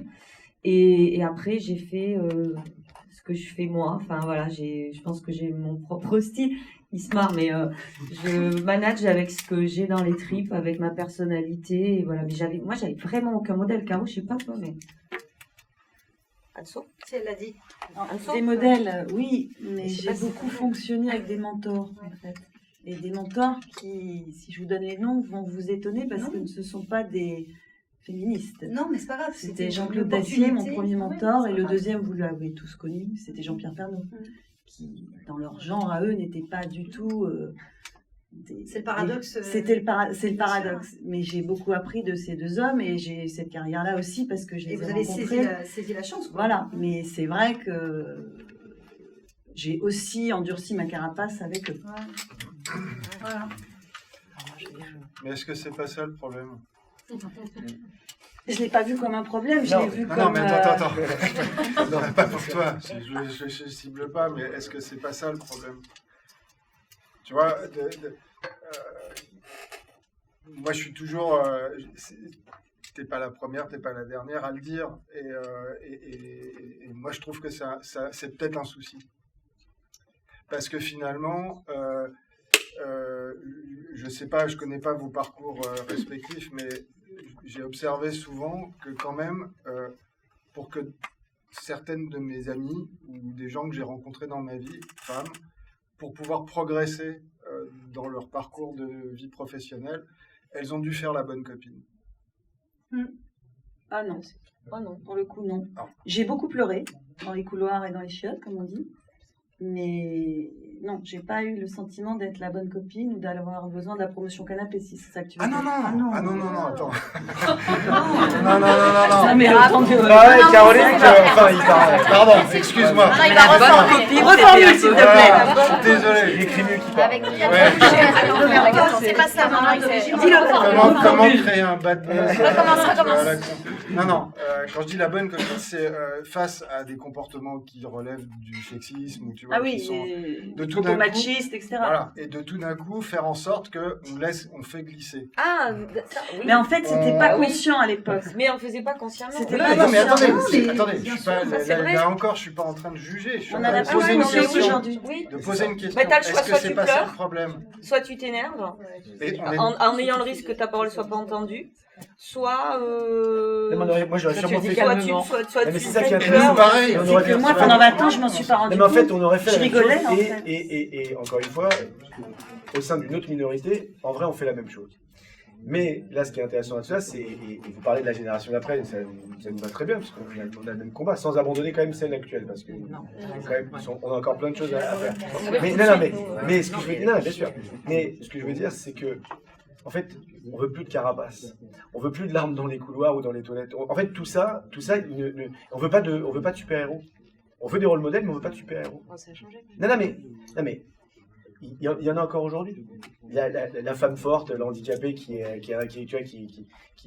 souffre de rien, Moi, à l'époque, la femme est forte. Je pensais que en fait, l'handicapé n'est pas forcément résilient. L'handicapé, il est plus souvent malheureux parce que discriminé. La femme, elle n'a pas à être forte. Moi, je pensais que ça faisait partie de l'exigence de la maison dans laquelle j'étais. Oui, mais tu vois bien la manière dont on se conditionne, et c'est pas votre responsabilité, c'est la responsabilité collective de la société. Nous, notre devoir là, parce qu'on a du pouvoir. Ici, il y a quand même des hommes et des femmes de pouvoir qui ont, en tout cas, les moyens et d'influence, quand j'ai pouvoir, et d'influence. Comment nous, on s'assure que il n'y a plus à reproduire ce que tout le monde a dû reproduire et d'attendre forcément des gens particulièrement forts. Ouais, mais c'est pas lié qu'à la femme, tu vois. Enfin, nous, on a des managers qui ont intérêt à être super forts vu la pression qu'ils ont de se taper. Tu vois, tu prépares les jeux dans ton pays pour 50 pays. Je dis pas la pression de mon boss, donc je comprends parfois qu'il soit un peu énervé.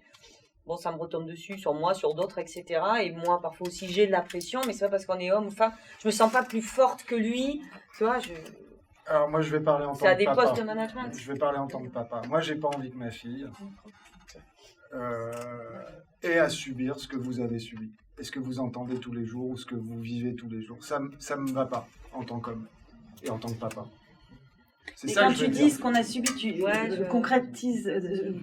Devoir intérioriser. Tu vois, moi j'ai jamais pleuré dans un couloir parce que je devais combattre parce que j'avais pas le même sexe ou j'étais pas le sexe dominant. Mais non, c'est parce que t'as dit que t'avais pas le droit de pleurer, toi.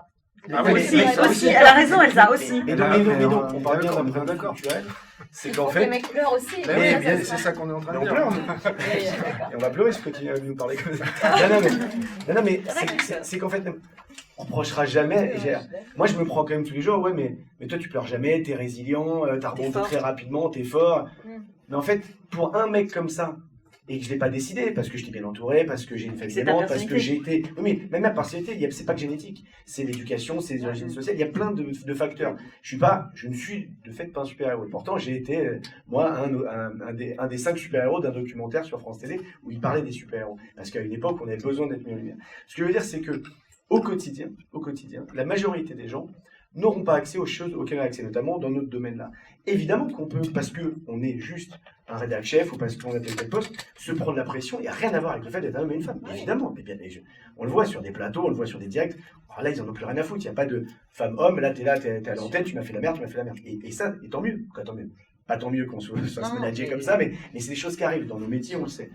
La réalité, c'est que, et je rejoins Philippe là-dessus, même si moi j'ai 2 garçons, mais je veux les élever comme ça, les garçons, c'est qu'en fait, plus jamais, dans nos industries ou ailleurs, on doit justement subir parce qu'on a un sexe différent, parce qu'on a une croyance différente, parce qu'on a une condition différente. Ces gens font des portes ouvertes. Je pense que personne ne pense ici que si tu es homosexuel, c'est normal, tu galères un peu plus si tu es une femme. Mais sur la question des femmes, encore aujourd'hui, on l'a intériorisé et on dit, bon, ok, je suis une femme, je sais que je suis dans un milieu un peu machiste, et je vais en faire un petit peu plus que les autres. Et en réalité, moi je voudrais que vous ne soyez pas forcément exceptionnel. Vous avez le droit d'être juste au bon endroit. Vous parlez de faire un job qui ne soit pas forcément une passion, vous avez le droit d'avoir un job dans lequel vous allez faire votre job et vous rentrez chez vous sans être la meilleure présentatrice, la meilleure rédac chef, la meilleure directrice de...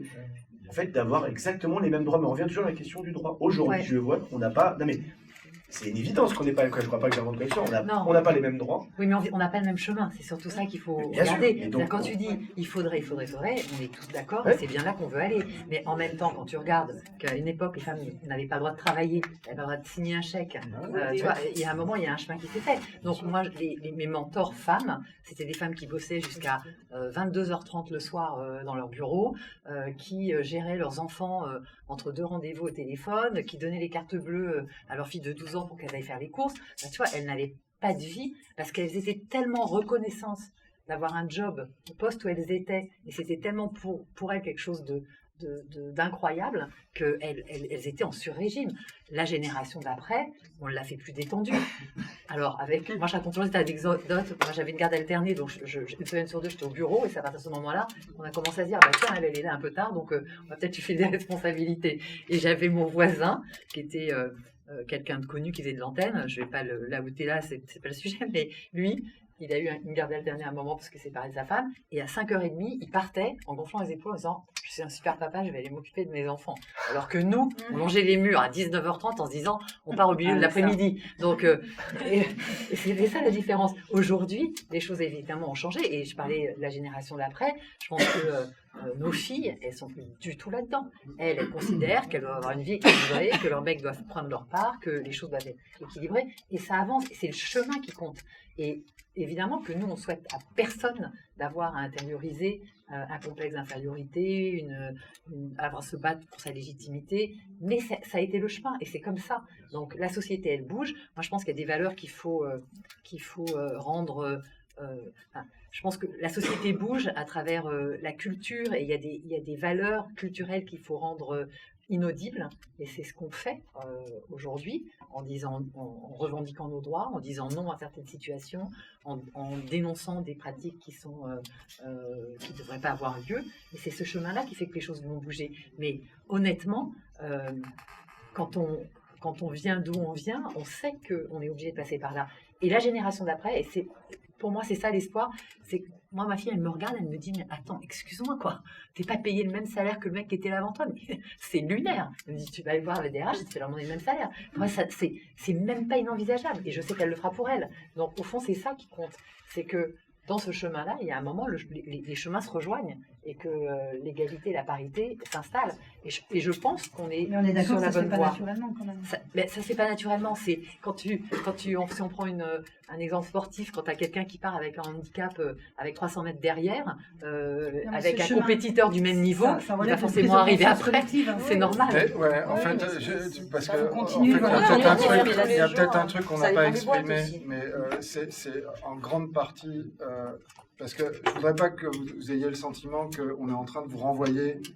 Un petit peu quand même. Mais non, non, mais sérieusement, parce que... en fait, il faut des rôles collègues, et vous l'avez fait, aussi, mais non, moi, ce dont j'ai eu le sentiment, et vraiment, je tiens à le redire, parce que l'idée, c'est pas de dire si vous en êtes là, c'est à cause de vous. C'est pas du tout ça que je suis en train de dire. Ce que j'essaye de dire, c'est que ce que je voudrais vous dire en plus, c'est que j'ai l'impression que il faudrait qu'il y ait évidemment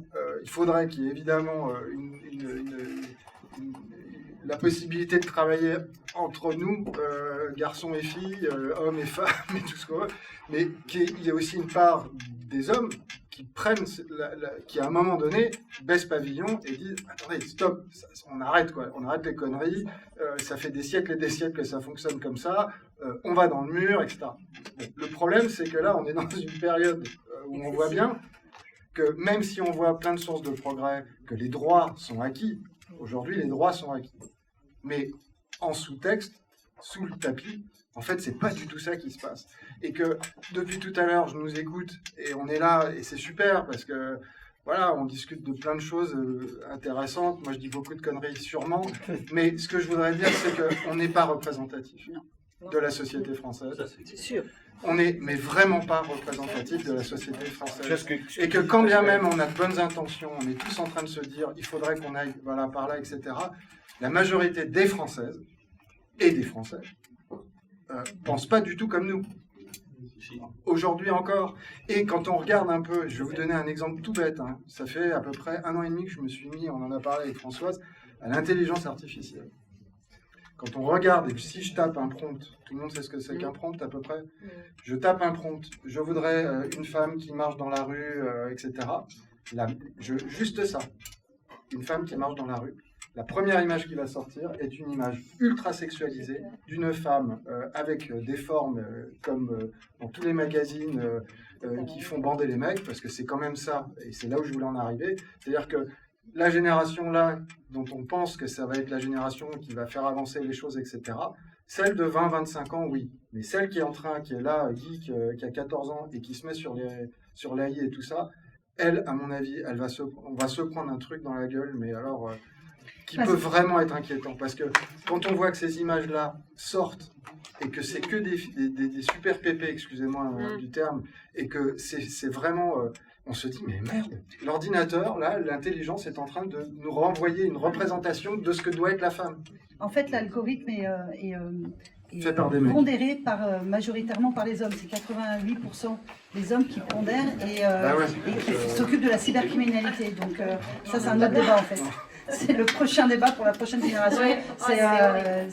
Qu'est-ce qui va se passer avec ces algorithmes très masculins. Et moi qui suis au Conseil d'égalité, c'est une thématique à laquelle on s'est emparé. Et il y a un vrai warning qu'on a remonté au président de la République parce que ça va vraiment nous ramener en arrière.